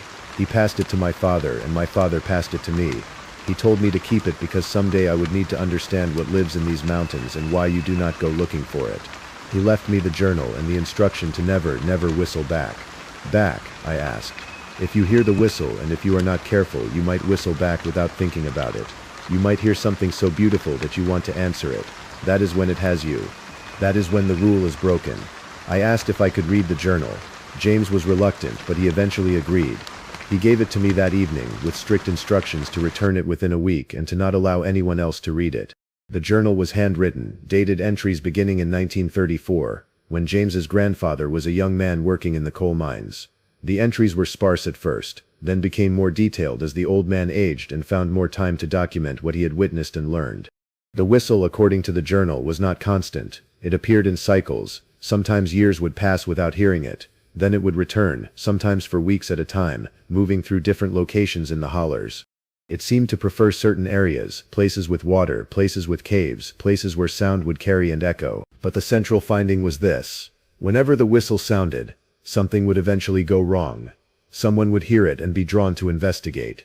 Sometimes they returned changed, withdrawn, haunted, prone to long silences. Sometimes they did not return at all. And in at least 3 documented cases they were found dead with no clear cause. One man was found in a cave, desiccated, as if all the moisture had been removed from his body. Another was found at the bottom of a ravine with no sign of how he had gotten there. A third was discovered in a tree, impaled on a dead branch, with no explanation for how he could have climbed high enough to become trapped that way. James's grandfather theorized that the whistling sound was a lure, something meant to attract human attention, to trigger an investigative response. Once the person was drawn in, something changed. The rules of the forest became different. Gravity seemed to work incorrectly. Distance became unmeasurable, and the person either died in the wilderness, or they escaped but carried something back with them, a trauma, a compulsion, a permanent alteration to their psychology. The only surviving strategy, the journal concluded, is absolute non-engagement. The whistle is not meant for conversation. It is not meant to be answered. It is meant to be heard, recognized, and ignored. Anyone who can master the discipline to hear it and do nothing in response has won the only victory possible against it. I returned the journal to James after a week. I did not include it in my official research materials. I did not mention it to my supervisors, but it informed every field decision I made after that. When I heard anomalous sounds in the forest, I documented them as acoustic phenomena, but I did not investigate. When I felt the pull toward exploring a particular location, I resisted it. I had learned the rule, but others had not learned it, or they had learned it and ignored it. Asterisk, asterisk the siren, asterisk, asterisk. The third story did not come from the deep forest. It came from the edge of civilization, from a small town called Harper's Hollow. Population approximately 2,400, built along a river that had once driven the industry of the region and now served mainly as geographic reference point. I was working on infrastructure assessment, mapping where the old pump stations and water treatment facilities were located, documenting which ones were still in use and which had been abandoned, when the locals began to mention the siren. It was a sound that came at irregular intervals, always in the evening, always from somewhere at the edge of town. It sounded almost like the old town siren that had once been used to alert the volunteer fire department. But the siren system had been decommissioned in 1994. There was no mechanism in place to generate that sound anymore. "It is probably just wind through the old pipe system," said Margaret Chen, the town clerk who was helping me access records of the infrastructure. "These old industrial places make all kinds of sounds." But Margaret said this without conviction, and I noticed that when the sound came, a low, rising wail that lasted approximately 30 seconds, Margaret's entire body went tense. She stopped whatever she was doing. She waited for it to finish. Then she deliberately redirected her attention, as if she was trying to forget what she had heard. I asked her directly about it one afternoon. "That sound, what is it really?" She did not answer immediately. She was processing something, deciding how much to tell me. "There is a story," she said finally, "that I do not think is true, but I also do not know that it is false." "Tell me." "In 1972 there was a woman named Elena Costello who worked at the water treatment facility. She was a chemist, brought in because the water quality was becoming an issue, pollution from upstream mining operations. She was very young, very brilliant, very dedicated to the work. She lived alone, and she was often at the facility very late into the evening, running tests. One night Elena was working late, and there was an accident. The details are unclear, but it involved a chemical spill and some kind of electrical issue. She did not make it out. They found her body 3 days later when they went to check on the facility. The official report said she had suffered an acute chemical poisoning and heart failure, but there were rumors. Some people said she was not dead when they found her. Some people said she was still breathing, still alive, but changed somehow. Some people said the emergency system, the old siren, had activated on its own during the night she died, and the sound of it in that space, that room, had done something to her consciousness, had transformed her somehow. The facility was shut down after that. It stayed closed for 2 years. When it finally reopened, the old siren system was never reinstalled. Everyone agreed that the sirens belonged to a different era of the town. We did not need them anymore.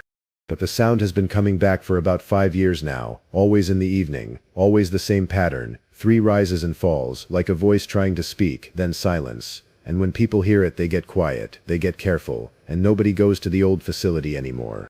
Nobody goes to the places where the sound seems to come from. Do you think it is Elena? I asked. Margaret looked at me like I had asked if she believed in God. I think something is there that should not be there. I think it has to do with Elena, or with what Elena became. And I think that anyone who has heard it and decided to go looking for the source has made a mistake. I think at least 2 people have died that way. Car accidents, supposedly. But both of them occurred on nights when the siren had been heard. I found the newspaper archives about Elena Costello. The official story was exactly as Margaret had described. Brilliant young scientist, tragic accident, facility shut down temporarily, then reopened under new safety protocols. There was a small obituary. There was no mention of the siren or of any unusual circumstances surrounding her death. But I also found personal testimony, documented in oral history archives maintained by the local university. A technician named George Webb, who had worked at the facility, had given an interview in 1998. In that interview he described finding Elena's body, but he also described something else. The light in the facility was strange, he had said. The electrical failure had triggered an emergency power system, old, unreliable equipment. The lights were flickering, and in that flickering light Elena's body was positioned in a very specific way. She was facing one of the output pipes, the ones that carried treated water to the town, and she was making sounds. Even though she had clearly been dead for hours, she was making sounds. Like she was trying to communicate through the pipes. Like she was trying to speak to the water. Like the water was listening. The technician who had recorded that oral history had added a note. Subject became agitated during discussion of this element. Refused to continue interview. I did not attempt to visit the old facility. I had learned the rule. I had learned to recognize the lure. I had learned that some mysteries were not meant to be solved by approaching them directly. But I documented what I had found. I recorded the stories. I understood that the pattern was consistent across all 3 incidents. A sound, a lure, a warning that could be heeded or ignored. And the consequences of ignoring the warning were always absolute. I finished my research contract in Appalachia after 4 years. My final report was comprehensive and professionally written. It did not mention any of this. It documented forest health, wildlife populations, ecological trends. It was useful and unmemorable, but I kept the other documentation. Carl's story, James's grandfather's journal, Margaret's account of Elena Costello, the oral history recordings, the newspaper archives, the field notes of my own encounter with the calling. I also kept careful records of the incidents that followed the breaking of the rule. The tourist who ignored local warnings and went exploring in the deep forest. The young man who became obsessed with the whistle and camped in the woods for 2 weeks trying to locate its source. The teenager who went to the old water facility on a dare, and was struck by a vehicle driven by someone no one could identify. The man who worked for the county, assigned to investigate the siren sound, and who was found 3 days later with no memory of where he had been or what he had been doing. There is a coherence to the warnings once you begin to understand them. The rule is not arbitrary. It is based on evidence. It is tested and refined and passed down because it works. I share this story not because I have solved the mystery or because I have discovered what these sounds represent. I have not. I have deliberately chosen not to investigate further. I have deliberately chosen to respect the boundary that the rule establishes. But I share it because there is wisdom in the Appalachian region that has been accumulated over centuries. Wisdom about coexistence with things we do not understand and should not try to understand.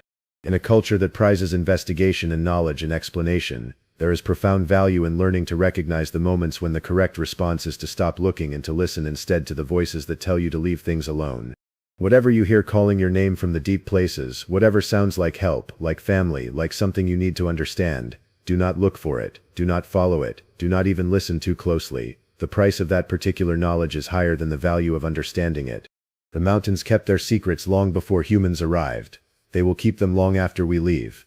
And the only way to survive in the space between our ignorance and their ancient knowledge is to accept the boundary. Whatever you hear, do not look for it. That rule has saved more lives than any research or investigation ever could.